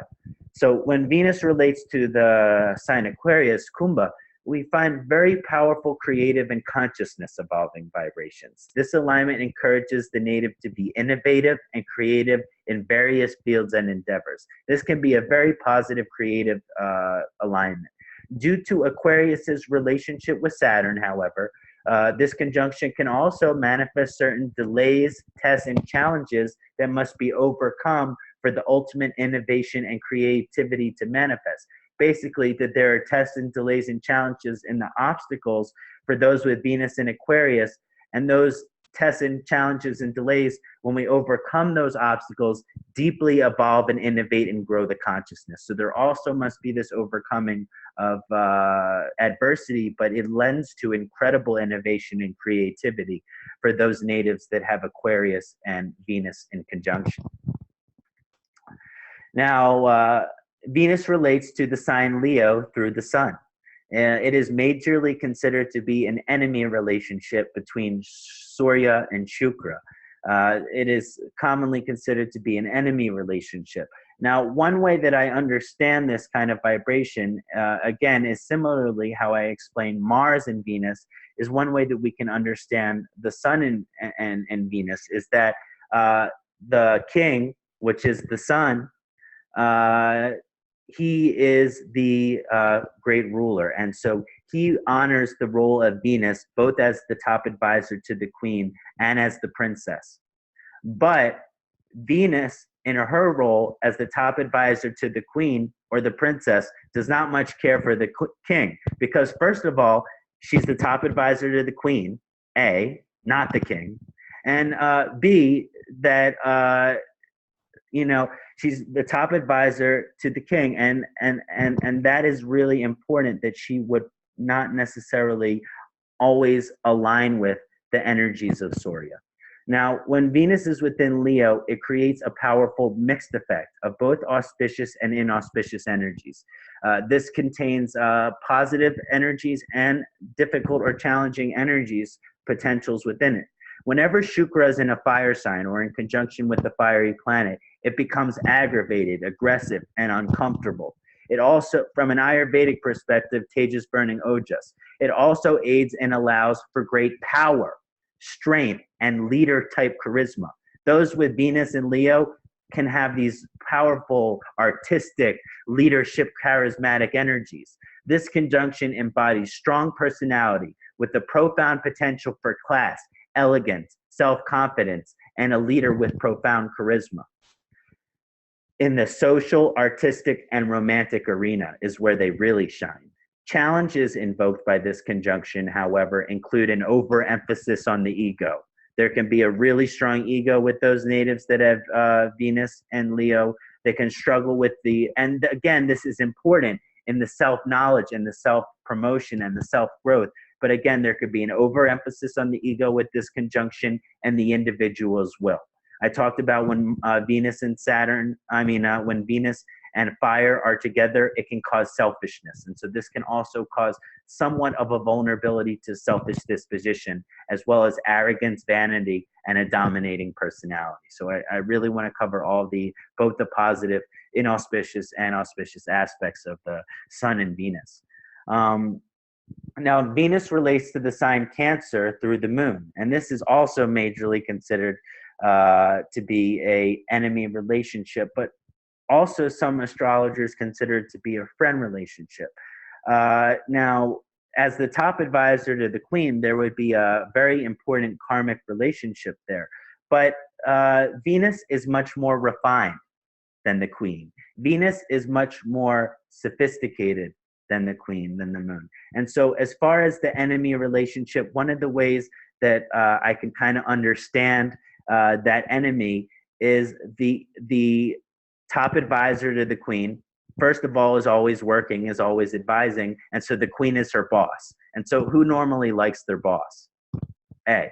B is, with the energy of the queen, is that Venus is like the princess and this refinement and sophistication, and the moon can be indulgent. The moon can be over emotional, and Venus is too refined or sophisticated for these qualities. When Venus is within Cancer, it creates an intense mixed effect of both auspicious and inauspicious energies. The combination of these female energies creates a very powerful sense of love and devotion. So this can be very powerful connection to the Divine Mother, powerful feminine vibration. It also allows to be very unconditionally loving and caring to all humanity. A lot of these aspects of Venus and Cancer I find really beautiful. This connection between Cancer and Venus also supports powerful dreams, imaginations, and creativity. This conjunction on the challenging side comes up in the emotion because it creates hypersensitivity and a heightened sense perception and awareness. In this alignment, if there are troubles with the family, it will cause profound unhappiness in the life of the native. So basically, that if the family isn't happy, then the person cannot be happy. For those that have Venus in Cancer, is very strong. And this emotional combination of Venus and Cancer, which is why it's slightly enemy, can be indulgent in its nature, and also prioritizes the emotions to lead the body, mind, and spirit consciousness for the native. That when Venus is in Cancer, the native is predisposed to putting the emotions first, acting out of emotions first. Emotions first, think later. So there's this concept of putting and prioritizing emotions first that can be challenging. Interesting. Angelina Jolie has her Venus in Cancer in the first house. So when you mentioned protecting her family, yeah, above all, yeah, certainly very emotional. Yeah, and protective and caring. Yes. Yeah, it's beautiful and really feminine, and also has its challenges. Certainly, yes. Yeah. Great. So those are discussing some of the different dignities and ways that the Venus relates to the different Rashis and relates to the different planets, and how those conjunction and alignments will be influencing the Shukraya type karma. Now I would like to focus on the part of the presentation which is I am most excited about, which is how to improve our Shukraya karma. Now we've analyzed it. We've gotten to know many different aspects of the Shukraya karma, how it shows up in specific conjunctions and in different energies in different houses. And now that we have that understanding, what can we do from an ancient, contemporary, and Ayurvedic perspective to improve this planetary karma with Venus in our lifetime? This is my greatest passion, to share this part. We can honor Shukraya every day, but Shukraya is strongest on Friday, and so is the most beneficial day for honor, which is why, of course, I chose Friday. We honor Venus by wearing the colors purple, gray, and white. as well as clothing made of very high quality materials. So always the clothing is of the highest quality, like, cashmere, silk, suit, nice suits, leather, or, well, not always leather. Some people don't like leather, but basically things that are made of the highest quality, and also highly emphasizing to the colors purple, gray, and white. Very auspicious in honor of Shukra. We honor Venus through traditional Shukraya mantra, which we performed at the beginning of this webinar, including the full sutra and repetition of the tantric mantra, or the bija sound, the seed sound, 108 times. And generally, this should only take about 20 minutes and is a great way to incorporate into our Friday night practices in order to improve our karma with Venus. We honor Shukraya through prayer in front of a well-designed Venus yantra as well. And Venus yantras are some of the most beautiful yantras out there. So if you have a chance, find a beautiful Venus yantra, frame it, put it on your altar. It can bring a lot of beauty and positivity into one's life. It's a great piece of art to have in one's home, our Venus yantra.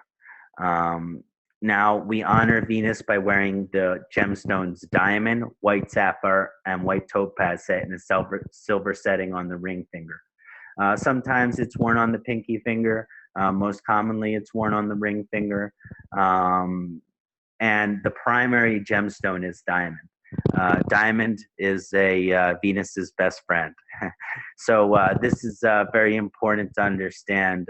There's no better gem for Venus than the most classic and most beautiful of all gems, the diamond.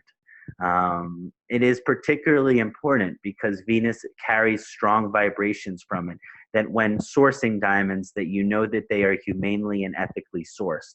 This is just a small point that I like to make because the Shukraya contains these energies that you might pick up on. It's important because many diamonds come from countries where there is war and blood because of diamond. So it is important when you get your diamond that is, that it is humanely and ethically sourced, so that it does not contain these vibrations. Just a small point. You cannot wear the diamond into silver setting, because diamond is the most hardest of all the stones. It will cut the silver. It will fall apart. So white gold. Beautiful. Yeah. I love that. Yeah, I can't afford a diamond, so Well, it is. Look, it is not that expensive anymore. It is really reachable. It doesn't have to be a 1 carat stone or larger. It can be a small piece to start with. And you should set it in white gold.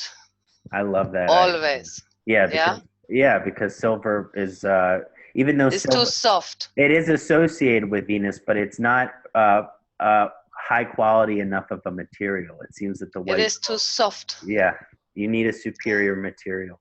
I thank you for sharing that. Most welcome. Yeah, and so white topaz is a very inexpensive Venus gem, though. So for those that are trying to afford an affordable Venus gem, white topaz is very affordable. It should beautiful. It comes from Brazil naturally, unheated and untreated. So I love the Brazilian unheated topaz for Venus as an affordable gemstone. It has to be clear. Now, one of the things that's interesting is that the gemstone with Venus, when you're just working on Venus karma alone, has to be a very pure diamond, has to be a very clear topaz, has to be very, very white sapphire, has to be a very beautiful, brilliant diamond. But depending on some of your other karmic aspects, let's say Venus is conjunct with Jupiter, well, this would show that it might be more beneficial for you to have a yellow diamond. Or if Venus is conjunct with Saturn, it might be most beneficial for you to have a black diamond. These are just another interesting interpretation of potentially, because diamonds come in many different forms and colors. If you have Mercury in Venus, maybe you have green diamond. So there are these energies that you can also work with diamond, and depending on the aspects and conjunctions in your chart of Venus, these different forms of diamond. But one should go for diamond and not for the other stones, because They have a different, every gemstone in this world has a particular structure of the mineral aspects inside. And the structure of a topaz and the structure of a sapphire and the structure of a diamond, they're entirely different. Some are rhombic, some are cubic, some are triangular, you know? Yeah. So this is really different, and they support different aspects. Yeah, definitely. There's nothing, Yes. as mentioned, diamond is a Venus's best friend. Yes. Yeah. So go for a small one, but go for a diamond. Yeah. If you want to wear a stone. Yeah. Small, tiny. Yeah. It may lead you to a bigger one itself. Ah, that's beautiful because of the Lord of Wealth. Yeah. So again, just to kind of go over some of my studies and beliefs as far as wearing the gems, that is traditional to be worn on the right hand for a man and the left hand for a female. But it's also common to wear the gem on the right hand when you are increasing an overall energy that is already benefic, but you wear on the left hand or the non-dominant hand when you are specifically trying to decrease a malefic energy. Again, this is just one theory in terms of gemstones and how to wear them. So if your Venus was debilitated, I would generally encourage to wear it on the non-dominant hand. But if Venus was in a better position, maybe on the dominant hand. So what if Venus is, what if the left hand is the dominant hand? Then you wear on the non-dominant You go hand. by Yeah. reverse. Okay. Yeah. So it has to do with like the Ida Pingala Nadi and which side is dominated for the individual. And so yeah, if you're naturally left-handed, then if you want to decrease malefic, you would wear it on the right hand. Okay. Yeah, because the left-handed are indicated to that side of the nadi. So we also honor Venus through honoring Lord Indra, Sachi Devi, wife of Lord Indra, and Lakshmi. These are the three most commonly associated in my studies with honoring Venus in Shukraya karma. So we improve our karma with Shukraya. One of the best ways that we can improve our karma with Shukraya is through a lifestyle that allows for full maturity, refinement, and sophistication of the senses, Indriyani. So basically, one of the best things that we can do to improve our karma with Venus is refine and sophisticate our senses. Due to Venus's connection of duality in the senses, we improve our karma with Venus by indulging and provoking and activating the senses in only the most refined and sophisticated manner. So we improve our karma with Venus when we enjoy things in the most refined and sophisticated manners. If they are enjoyed in a not moderate way, if they are enjoyed in an excessive way, if they are enjoyed in a unrefined or unsophisticated way, it is only challenging your karma with Venus. Venus karma is only improved when we enjoy these things in the most sophisticated and refined of ways. And so basically, to summarize that, we honor Venus through emphasizing quality over quantity. That's why, Inge, I love what you said. Most important thing, get a small diamond over these other gems. Of course, because Venus emphasized quality. It doesn't, whenever we are talking about Venus, it is so important that we always emphasize quality over quantity. And usually some of the challenging karmas with Venus is when natives emphasize quantity over quality. This can be very challenging to the Venus type karma because it doesn't allow for the maturity or growth of the Indriyani senses, Lord of the senses. For example, we honor Venus through the enjoyment of foods of the highest quality, emphasizing natural, organic, and foods of the highest quality. For example, we honor Venus through a glass or two of extremely nice wine or champagne. I am a firm believer that Venus would like you to have 1 to 2 glasses of really high quality wine or champagne. But we lose that honoring of Venus when we intoxicate or consume any substance out of moderation. So as soon as you've had the 3rd glass, you've automatically lost the potential to improve your karma with Venus. And again, you're just kind of creating more negative karma.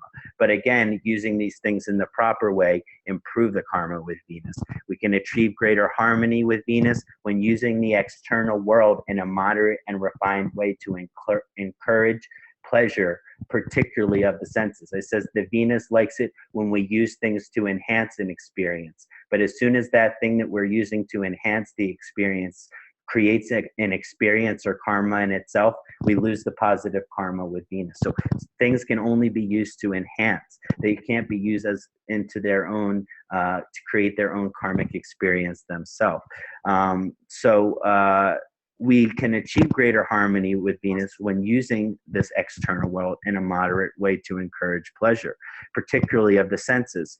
This harmony is deeply disturbed when we indulge in these things in an unrefined way, whether it's food or wine. Whenever we overindulge or indulge in these things improperly, eat fast food, go to McDonald's, all of these things, very bad for the karma with Venus. 100%, yes. Yeah, I mean, yeah, thank you, Bettina. It's, I feel like I just see, I'm driving through and I see all the people in the line at the fast food restaurant, and I'm thinking, oh my God, they have such tough karma with Venus to work with. Yes. So we improve our karma with Venus by emphasizing the beauty of life as it manifests in the fields of art, music, and entertainment. This is one of the most enjoyable and pleasurable ways to improve our karma with Venus. So we improve our relationship with Shukraya by devoting time, energy, and passion to the arts in all of its manifestations. This includes painting, photography, installation, architecture, Jyotish, music, Vastu, and many more expressions of the art, including the mystical. So all of these manifestations of art improve our karma with Venus. We improve our karma with Venus by devoting time, energy, and passion to music in all of its manifestation, both in the performance, us playing the music, and in the attendance of the music. All of these things improve the Venus karma. And we honor and cultivate a harmonious relationship with Venus through music very often. It can greatly improve the relationship with Venus.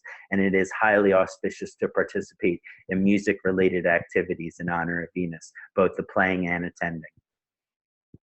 We improve our Shukraya-related karma by devoting time, energy, and passion to entertainment in all of its manifestations. This includes film, cinema, theater, fashion, and gaming. It will greatly improve our karma related to Shukraya to emphasize these aspects and honor these aspects of entertainment in one's life in a refined and sophisticated fashion. It's a very auspicious and enjoyable way to work with Venus, is to explore art, music, and entertainment in all of these ways. We improve our karma with Venus by refining and bringing spiritual evolution to our relationship with money and wealth. We talked about all of Venus's karma's indications in its relationship to wealth in our life. This means we improve our karma with Shukra by having the proper spiritual relationship and understanding with money and wealth. This means to not overvalue money or to give too much weight or influence to money in one's life. So money cannot be the dominated factor in one's life for those that are trying to really improve their karma with Venus, to not overvalue it. There are things that are more important than money, but money is important. And this is also to not allow money to control one's intentions, ambitions, or motivations. So to not allow money to be the primary determinant in one's intentions, ambitions, and motivations. This is also another way to improve our karma with Venus. But at the same token, this means to not undervalue money, and therefore to be able to accumulate finances and money through understanding its necessity in our world, and particularly in this time of the Kali Yuga. The Kali Yuga is the time of money. It is the time of the dollar. they say, you know, on the dollar bill, it says in the United States, we believe in God. But really, I think there's more of a belief in money sometimes in the world. And that money is actually almost an idolatry before God in the world that we live in this Kali Yuga. So we can't overvalue money, but we cannot undervalue money. And this proper relationship and cultivation with money is heavily improving to the karma with Venus. So we honor Venus by using money and treating money with the utmost refinement and sophistication, which means that we spend money properly on only the most refined, sophisticated, and items of superior quality. So basically, you can't spend money on things that don't have quality. I say that to not spend it on frivolous or unnecessary things, to spend the money properly on the things that it is needed for, and that are things that are of value, of high quality. This is important. And the Venus karma is also improved by our ability to save money at necessary or important times. People with debilitated Venus and challenged Venus karmas, they spend money very quickly and also have challenge making money. So Venus karma is always improved in our ability to save money at necessary and important times, to not spend money when we should be saving it. Oh, yes. Well said. Good point. Thank you. We honor Shukra and improve our karma with Venus by honoring and emphasizing the romantic soulmate partnership aspects of our soul's journey. So another way that we continue to improve our karma with Venus is to explore this this energy of romance, soulmate partnership. No matter how many divorce you go through, no matter how many breakup you go through, no matter how many heartbreak you go through, that it's still presenting an opportunity to improve your karma with Venus if you are willing to go out and put your heart out there again. This means Venus karma is greatly improved and made more auspicious by emphasizing the devotional and spiritual nature of the soulmate or partnership aspect of Venus. So we really honor Venus by honoring our partner and our devotion to that. Therefore, in honor of Venus, it's auspicious we go on dates with our partners or spouse. And even if we don't have a partner or spouse, it's auspicious to go on a date in honor of Venus. And we also enjoy the romantic aspects of life and endeavors when it's possible. So if we really do want to improve the karma with Venus, no matter how challenging it can be, it is always encouraged to go on dates and to enjoy these romantic aspects of life in whichever way is possible. Sometimes our career prevents this, sometimes our work prevents this, sometimes our priorities prevents this. But when it comes to improving our karma with Venus, it is helpful to prioritize this exploration. We also honor and improve our Venus karma through intimacy in relationship with our partner, soulmate, or spouse. I'm talking about sexual intimacy is particularly emphasized in honor of Venus and is highly auspicious in planetary karma improvement for soulmate, spouses, or partners in a relationship. I'm only encouraging this for people who are married or devoted to each other in a monogamous relationship, not encouraging any kind of non-monogamous sexual intimacy. I'm only saying that for those that we are monogamous and in devotion to, it is very great honoring of Venus and improving our karma with Venus when we explore the sexual relationship with our partner, like the Kama Sutra and Tantra and all of the possibilities in that area. From an Ayurvedic perspective, Venus is related to Kapha primarily, but is a dual dosha planet and also contains high concentrations of the Vata dosha, which relates earlier to our discussion that Venus has both Saatvik and Rajasic qualities. Venus is often associated with pleasure and indulgence of the senses, and so many of the Kapha-related Venus difficulties fall under this umbrella. So the kapha difficulties associated with Venus can be associated with overpleasure or overindulgence of the senses. Now, Venus duality and changes in terms of wealth and relationships. So the duality of life in terms of money and relationship results to some of its more aggravating qualities. Whenever there is challenging in money or relationship, it aggravates the Vata dosha because we feel insecure, we feel unsafe, we feel unsettled. So the challenges to wealth and money, they describe the more Vata quality of the Venus type karma. And so inconsistency or challenges in this area can deeply disturb the Vata dosha as well. If native is suffering with kapha-related Venus health karma, because as I mentioned, if Venus is in the 6th, 8th, or 12th house or in the lagna and in a difficult position, you may be even having a kapha-type vitiation or health karma from it, or a Vata type, because it's a dual doshic planet, of course, depending on the Rashi that it's in and the conjunctions and aspects. If the native is suffering with kapha-related Venus health karma, that means they possess excess amounts of certain qualities that are in kapha. This includes heavy, dense, hard, slow, soft, and still. All of these qualities would be excessive within those individuals suffering from Venus-related health difficulties.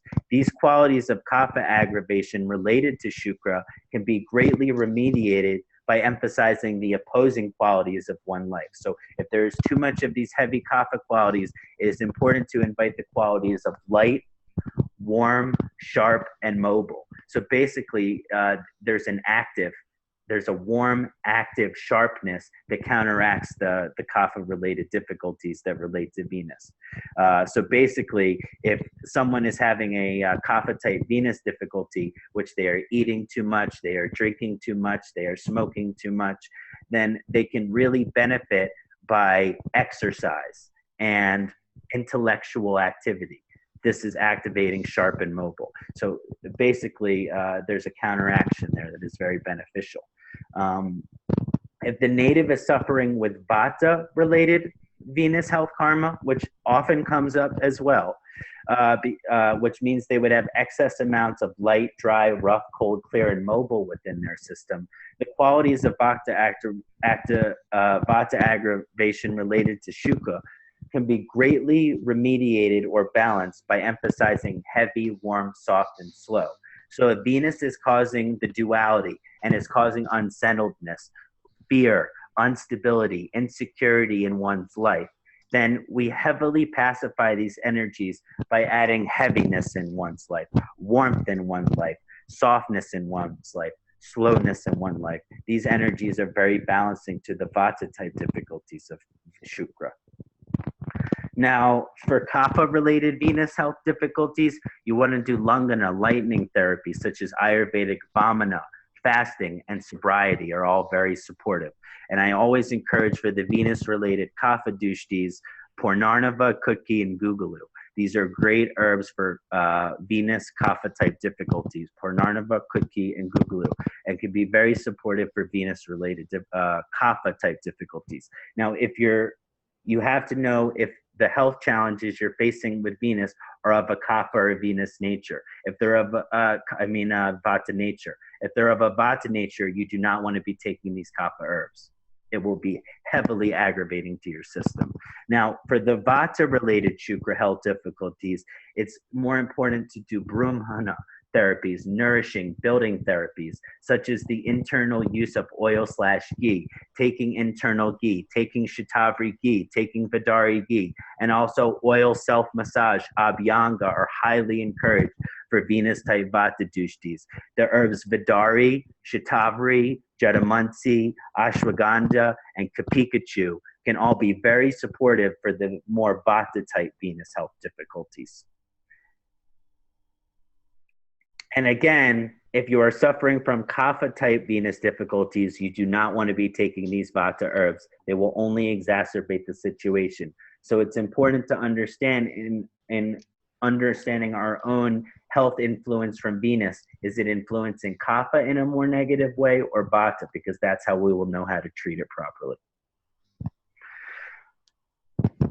Beautiful. Wow. So we're at the time for examples from the community. How exciting.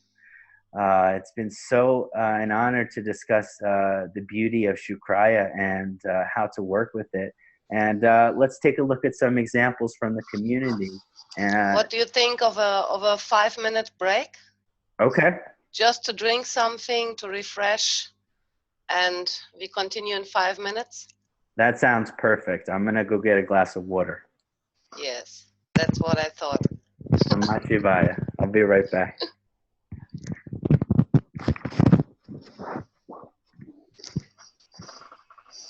Just a few minutes for Kṣaṇāti to refresh his voice.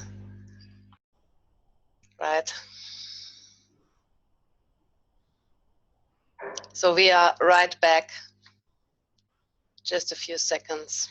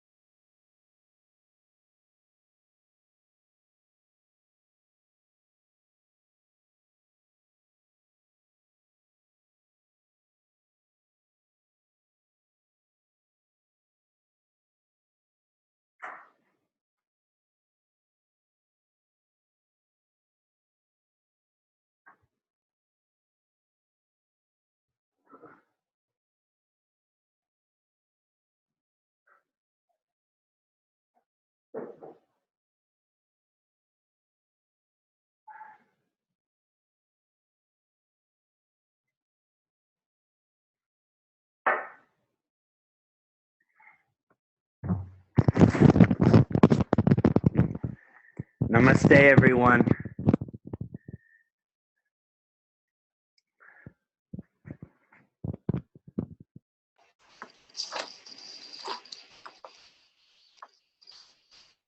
Just taking a look at some of the comments. Oh yeah, I was just doing the same.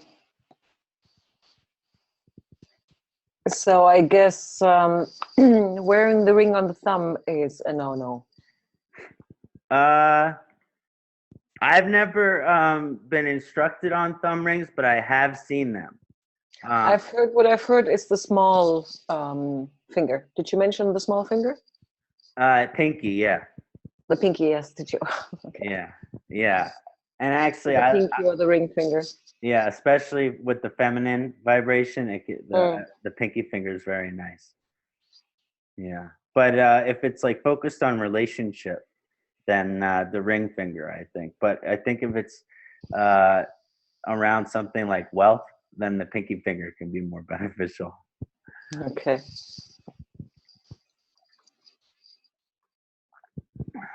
Yes, Venus does give artistic tendencies in Aries. But yeah, it definitely does give artistic tendencies, makes for a very passionate individual. Okay. Just one more point was coming to my brain. It is really a good humor is also very Venus-like. To develop a good humor, you know? Yeah. To make things more light. Yes, lightness, exactly. Instead of heavy. Yes. Yeah. Yeah? Yeah. Light and bright. Yeah. Light and bright. Also according to Uttara Kalamrit, speak this, one of the attributes of Venus. Humor is the greatest medicine. Yes. So it's very building to the ojas, very building to the system and sustaining to the system. And yeah, I definitely feel that Venus will help give a joyful and comedic disposition. Exactly. Yeah. Joyful. Great. So shall we pull Krishna B onto the webinar? Yes, Bettina, you have to do it because I have no command over these things. Maybe if you can raise your hand on the... The attendees are in alphabetical order. You just have to go into the attendees. My glasses. And just go to K, and you're gonna find.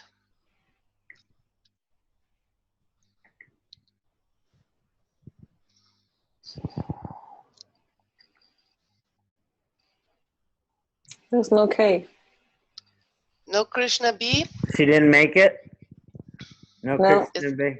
Is She's she, a Maybe female. under a different name.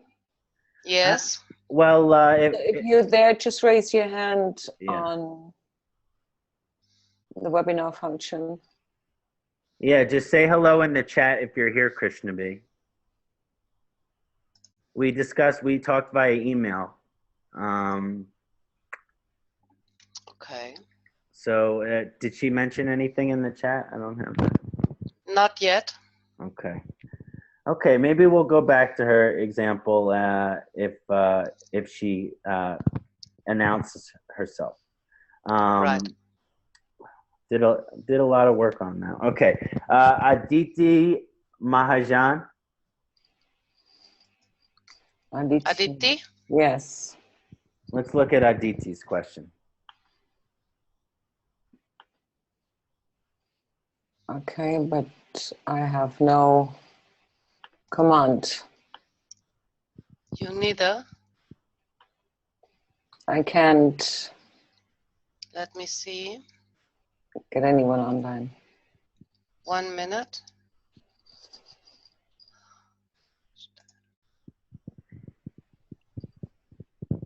I made you host now. Try now. Yes, okay. Right? Mm-hmm. Great.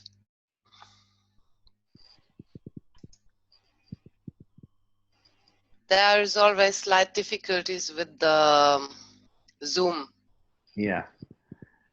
I mean, After Sunil logged in from the same under the same name, you know, then it happens. Okay. Here Yeah. is Aditi. Okay. Namaskar. Namaste, Aditi. Can you unmute yourself, Aditi? I can do it. Yes, Okay. done. Namaste, Aditi. Namaste, Aditi. Can't listen you. Can you hear us, Aditi? Aditi. She can listen us, but we can't listen we can't to her. we can't hear you. Do you have? Does she have a microphone? Now. Now, can you hear me? Yes. Yes. Namaste, Aditi. Welcome. Hello. Thank Namaste. you. So nice to meet you. Thank you for joining us for this webinar today. Very interesting and informative webinar. Thank you.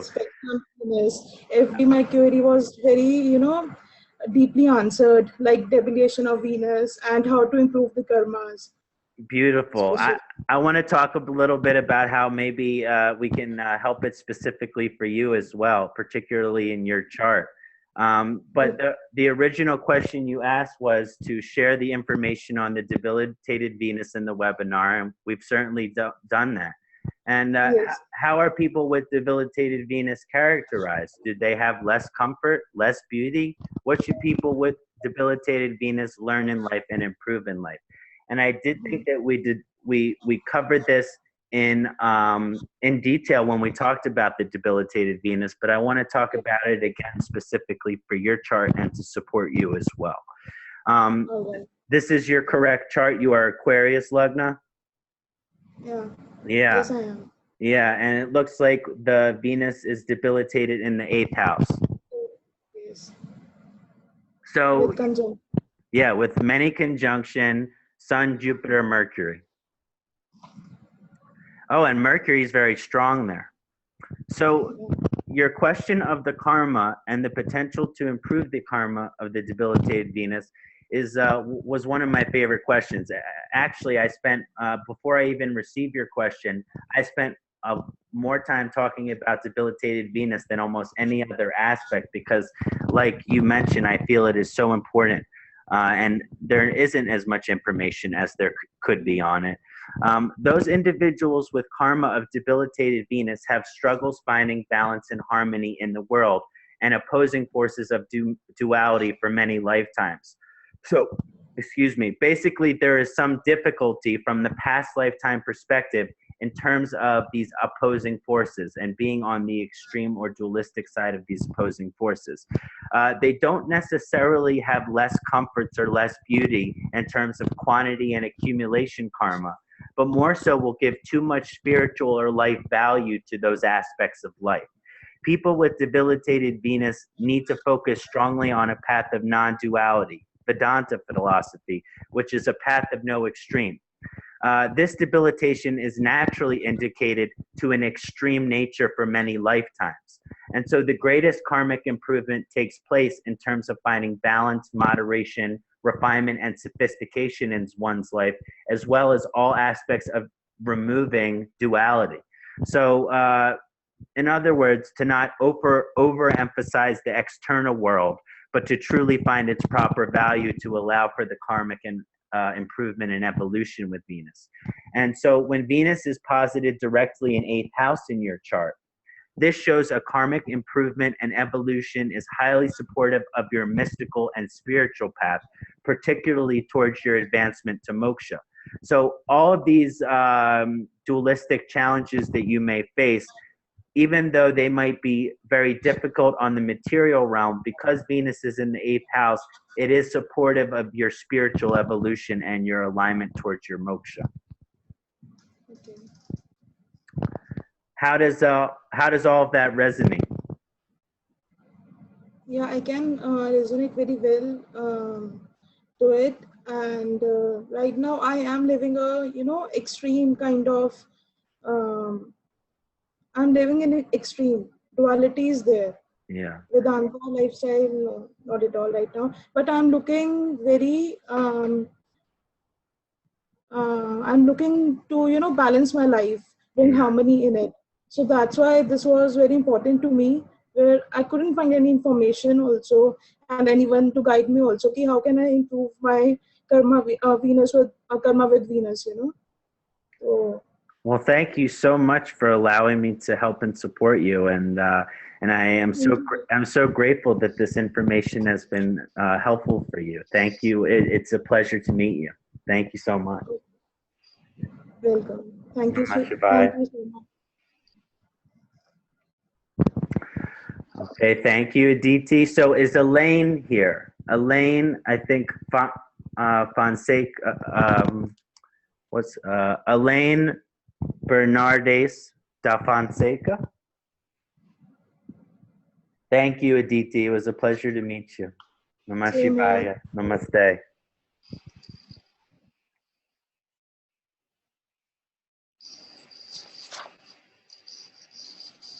Sorry, who are we looking for? Elaine. Elaine Bernardes da Fonseca. Elaine, yes.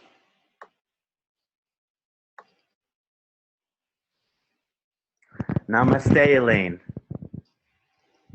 Oh, can you unmute your mic, Elaine? I think there's your mic is muted.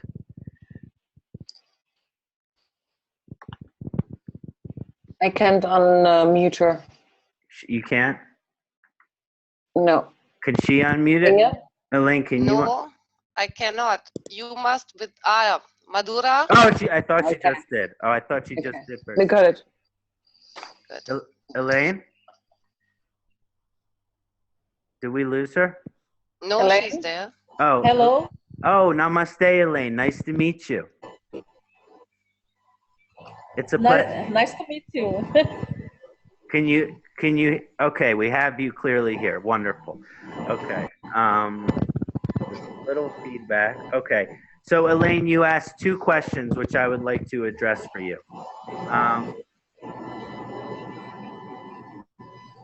I want to know more about my moon Venus. Yeah, I definitely discussed that. So the two questions that you had sent in to me was one that you had Venus in Sagittarius in fourth and Moon in Sagittarius at four. Moon and Venus together act like enemies.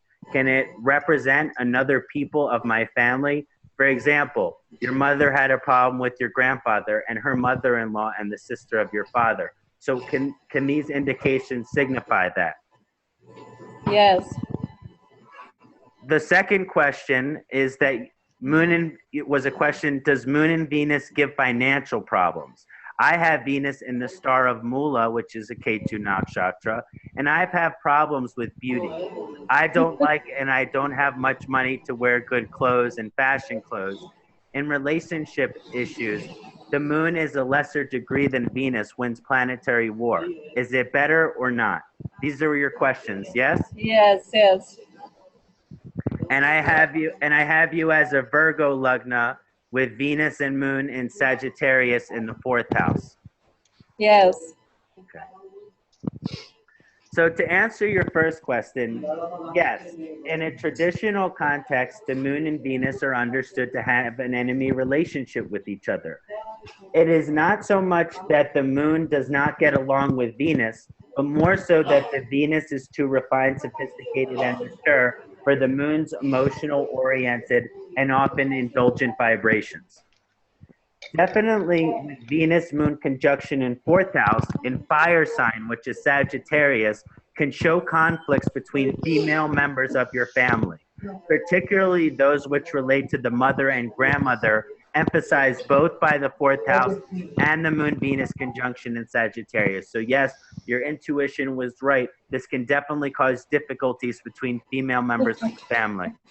A lot of problems. Mm-hmm. And because they're so close, only 4 degrees apart, that will make that these challenges further emphasized. Like you said, it will kind of act like a war because these planets are so close. Now, Moon and Venus conjunction in itself without any other aspects does not necessarily indicate financial difficulties. When Venus is in Ketu nakshatra, since Ketu emphasizes moksha and Venus represents materiality, this conjunction can definitely emphasize your relationship with beauty, fashion, as well as finances and money. It is encouraging your moksha. Just a small 1 minute, Kṣaṇāti. Sorry, Elaine, can you please stop your background noise? You have a TV running there or something.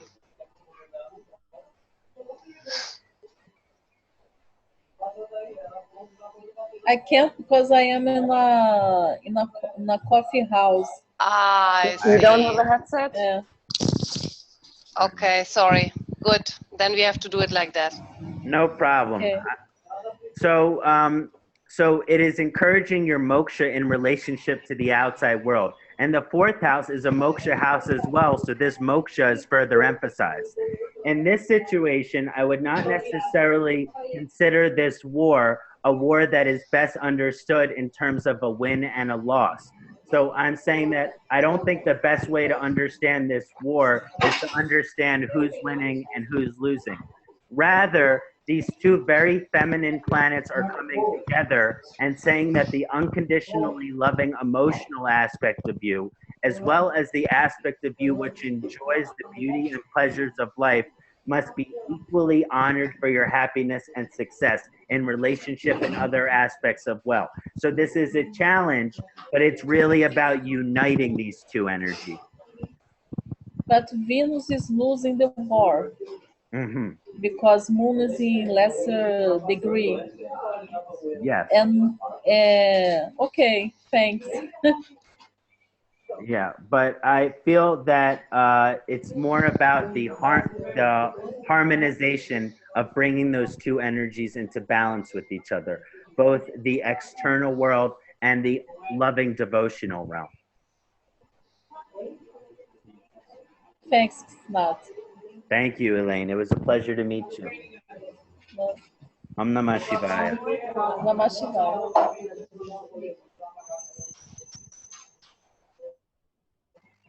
Okay, Bettina, can we bring in O.S. Kempwatt? Yes, certainly.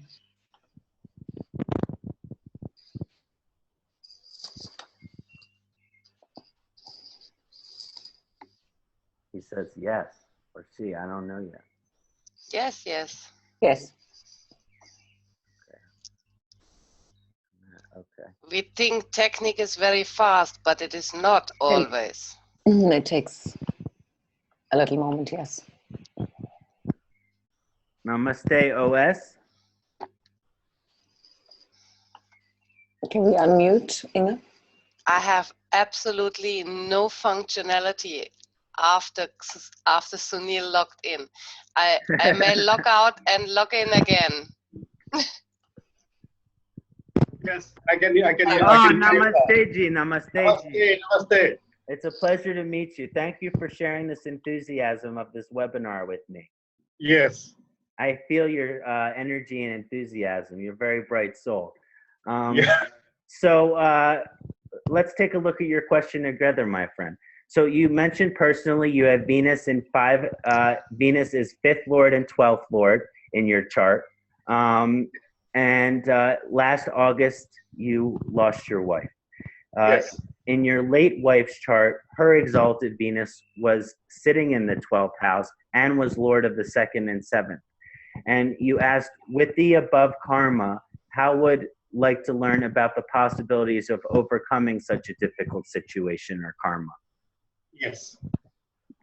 You are a Gemini Lagna with Venus debilitated in 4th house. Yes. Namaste, my brother. My deepest sympathies for you. When first I received this question, all I could do was meditate in feeling sympathy and compassion for you, and just wanting to be able to support you, your journey through this challenging karma in whichever way I can.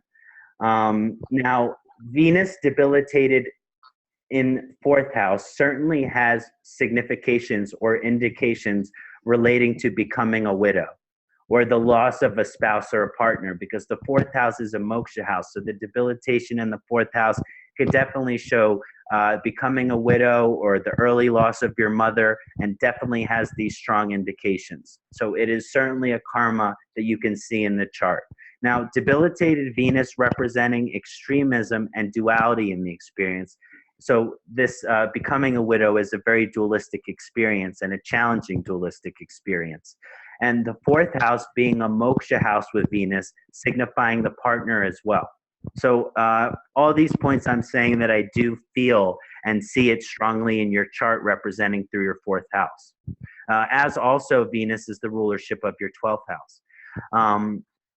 So in terms of remediation, the karma is severe, but can certainly be improved through lifetime despite the nature of the challenging nature of this karma.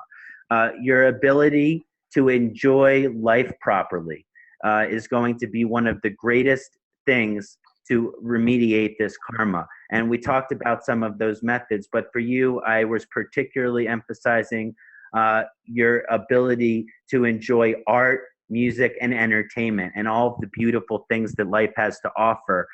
Maybe your late wife was able to appreciate those things, and it's harder to appreciate those things without her, but it is also still very important in terms of the remediation. This isn't always something a native is open to after becoming a widow, but it is also can be positive to be dating, the possibility of dating and the possibility of finding a new partner or being in another relationship. This is sometimes after we lose our partner, we do not want to be with anyone else for the rest of our life. But sometimes when we lose our partner, we can be open to the possibilities of us finding another partner. And this can sometimes improve this karma as well. So your ability to find balance and harmony, as well as enjoy all of the beautiful external aspects of life, and your openness to the future possibilities of future relationships can really help overcome and work through, which has been a very challenging karma, which I have a profound amount of compassion for. Again, my greatest love and compassion for you at this time. I hope that has been helpful. Okay, yes.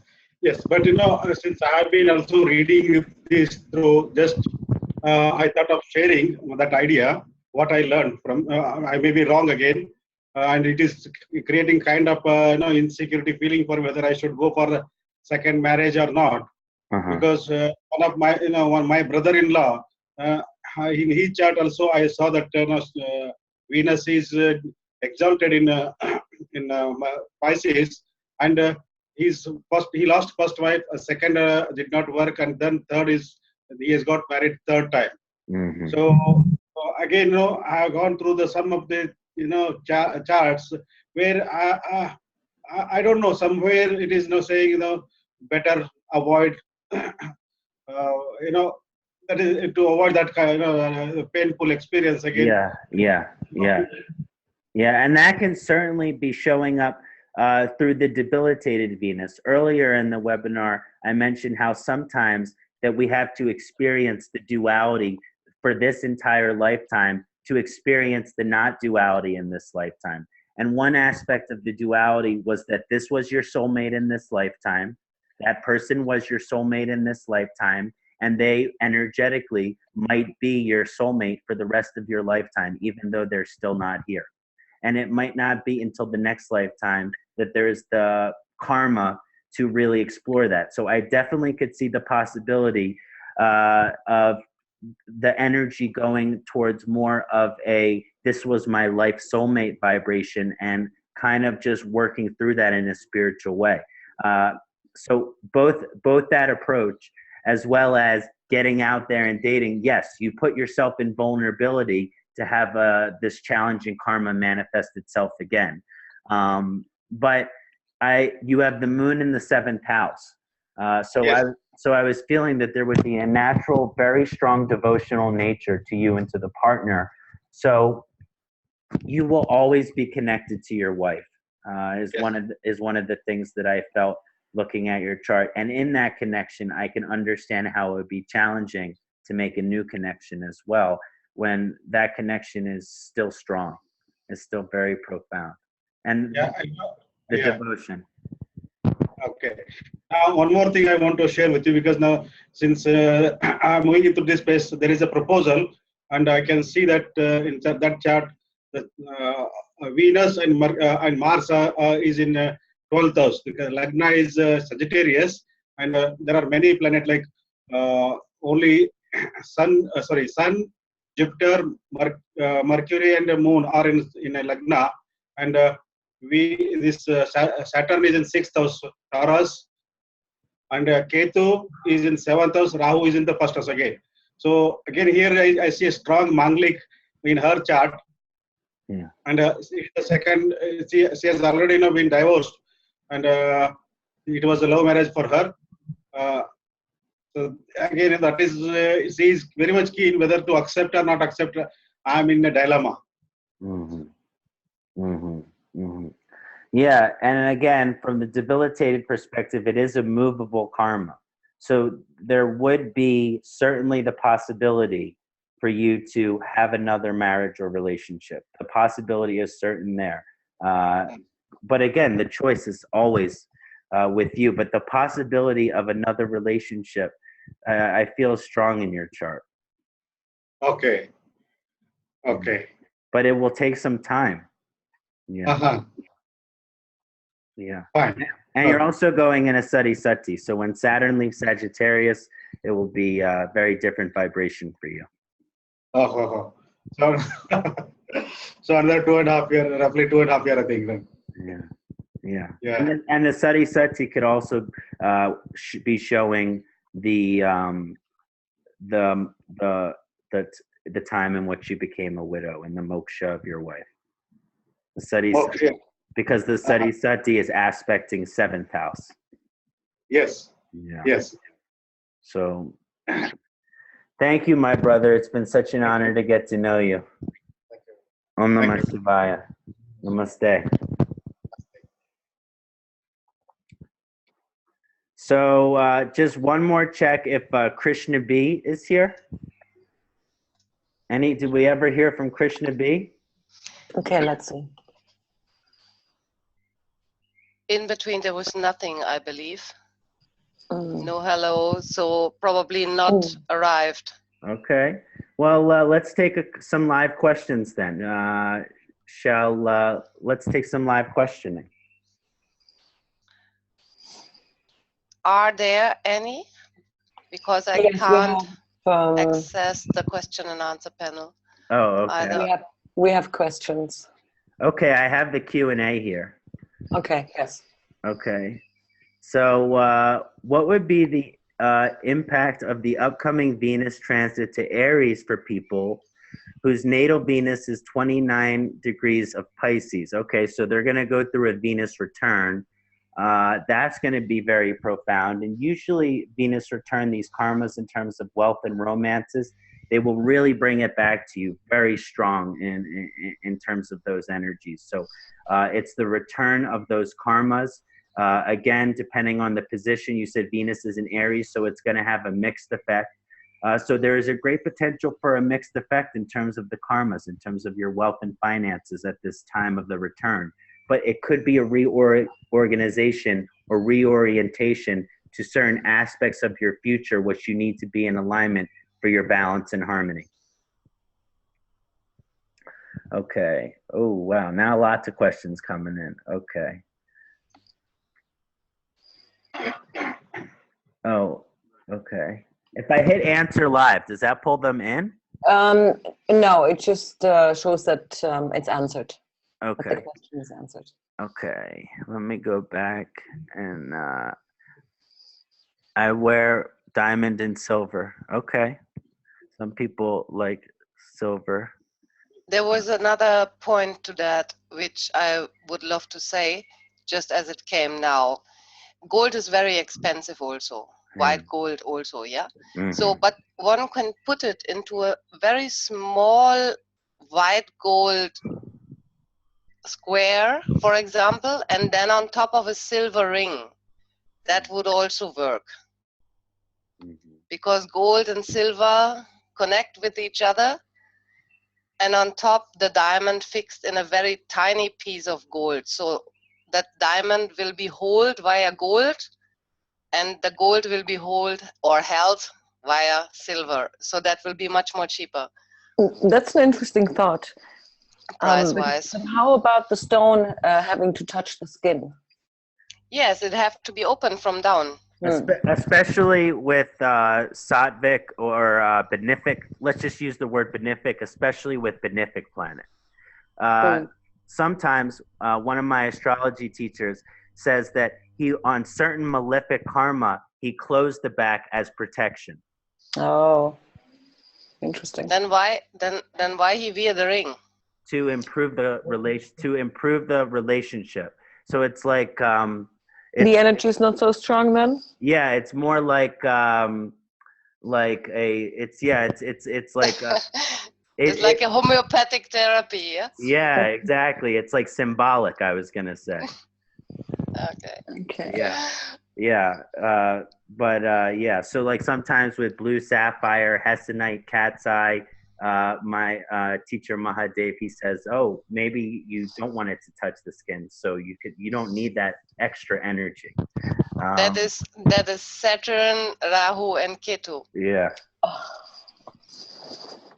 All the three of them, Yeah. So could you please throw some light on combust Venus, which is frequent? Well, sorry, I just lost it. Well, honoring Venus.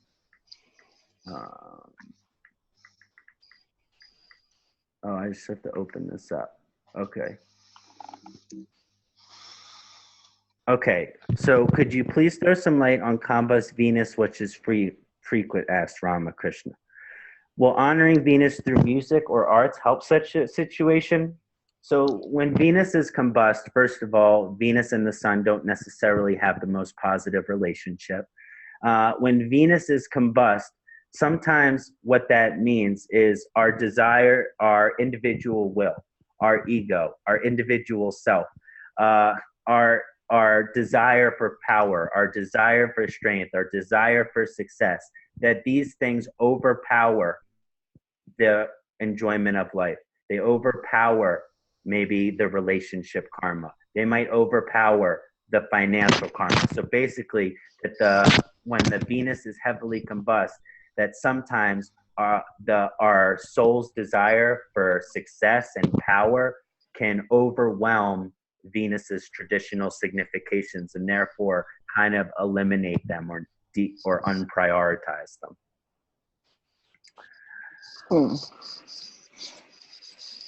Okay. What would be the okay? Any other questions that are jumping out?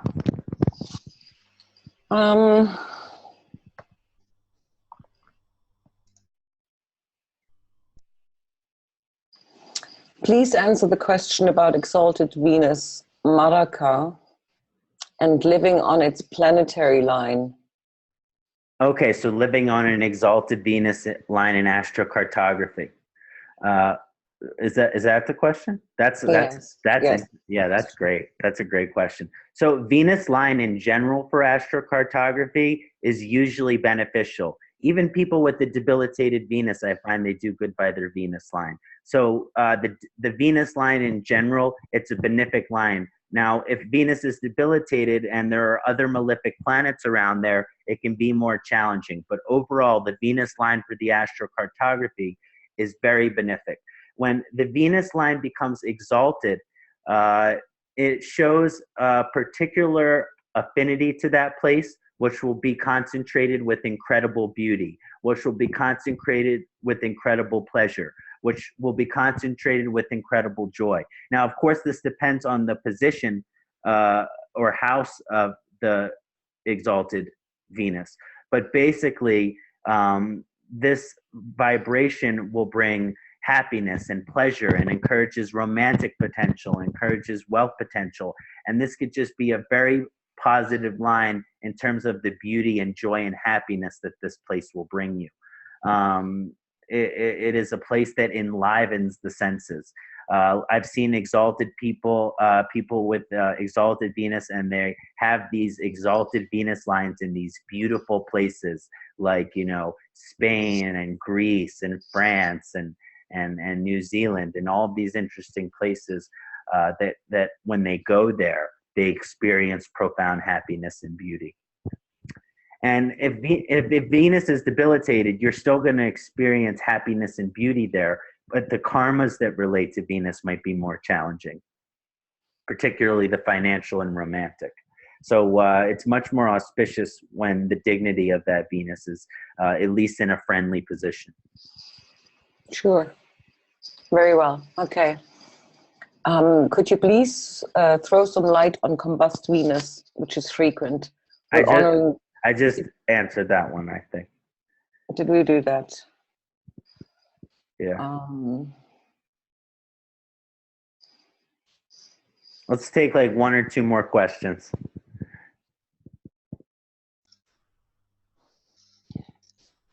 What is the goal of the soul when Venus is Atmakaraka? Aditi asked. Beautiful. When Venus is the Atmakaraka, it has profound significations in a couple ways. When Venus is the Atmakaraka, we talked about this balance and harmony with every aspect of the universe. Well, when Venus is the Atmakaraka, it's going to be heavily seeking to put you in balance and harmony with all of the different aspects of the universe, and usually shows a soul that is seeking balance and harmony and emphasizing balance and harmony. Now, when Venus is also the Atmakaraka, it can show that there are certain challenges. Of course, it depends on the dignity and everything of Venus. But when Venus is the Atmakaraka, it emphasizes this experience of duality and the karmas of romance and wealth throughout one's lifetime. Because it emphasizes these karmas, usually they have to go through dualistic experiences as relates to these karmas. Now, if Venus is exalted in her positive position, they might have good financial karma. They might have good relationship karma. But basically, by having Venus as the Atma Karaka, it really prioritizes these aspects throughout your life. Great. That was the only question I could see Okay, there's another one, in the chat. which I think is good. Why is Venus considered good in the 12th house, even though we know the 12th house is a bad house? Why is Venus considered good in the 12th house? Well, the 12th house is naturally associated with the sign of Pisces. And if we remember correctly, the Venus is exalted in Pisces. So there is a direct connection there between the natural significations of Pisces in the 12th house.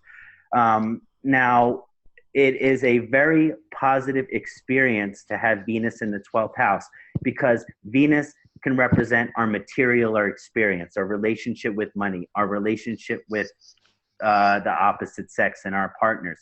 And the 12th house is the house of moksha and non-attachment. So having Venus in the 12th house could be very, very beneficial spiritually, because Venus is helping you rid you of your material attachment. So there is a strong karma or energy of Venus in the 12th house of your spiritual evolution and moksha related to letting go of your worldly attachments and desires. And so it can be very positive alignment spiritually as well. Very well. Okay, how about, should one try to improve Venus where it rules negative houses? Yes.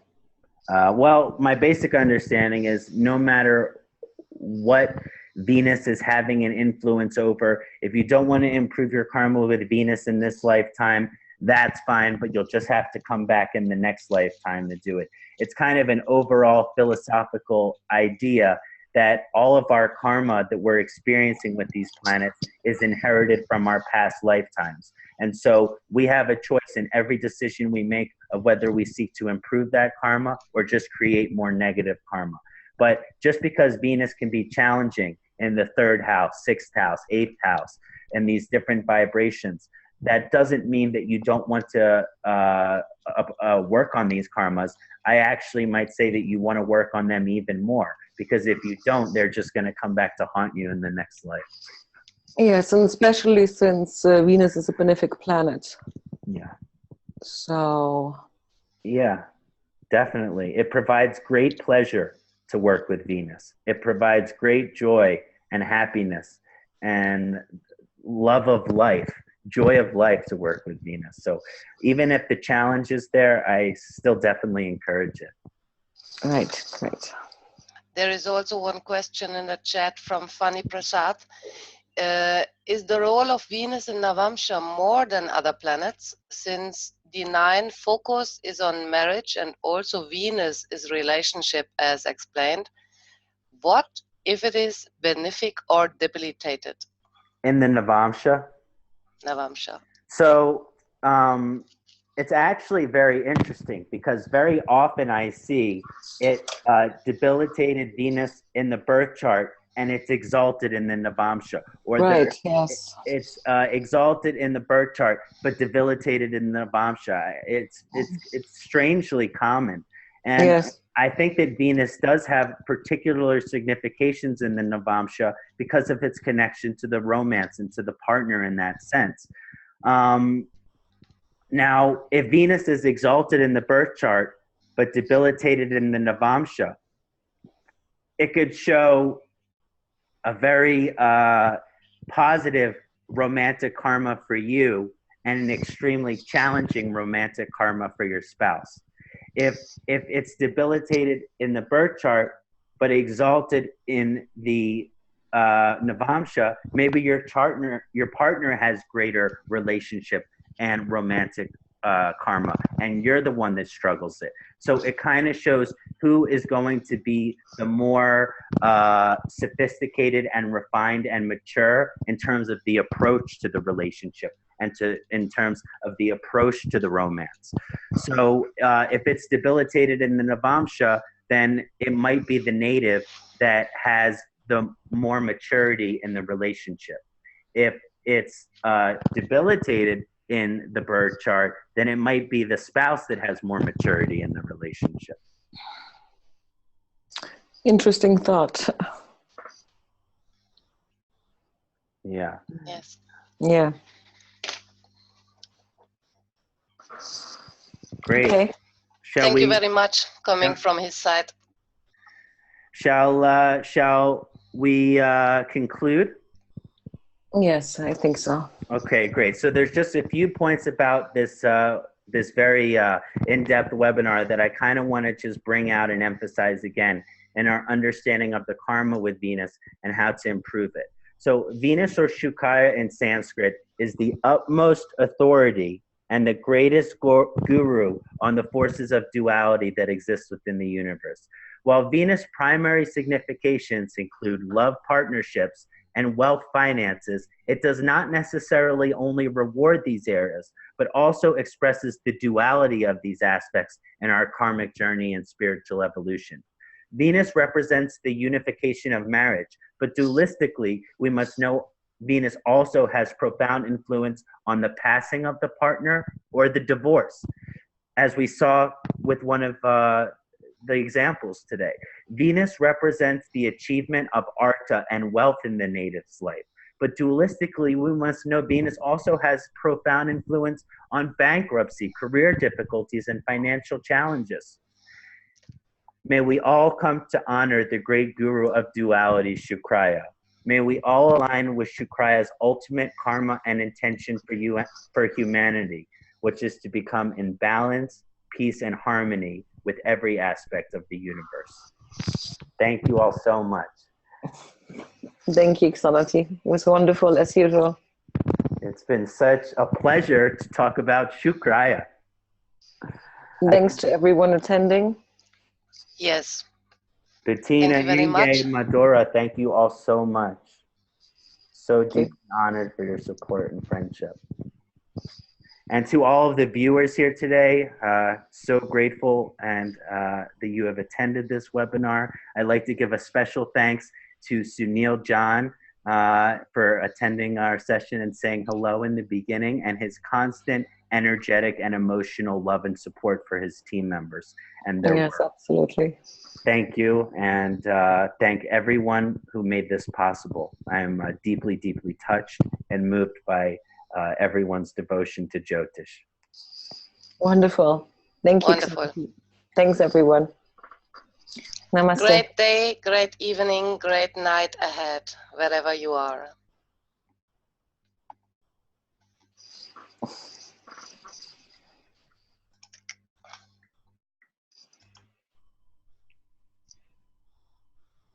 Ram Ram. Ram Ram. Namah Shivaya.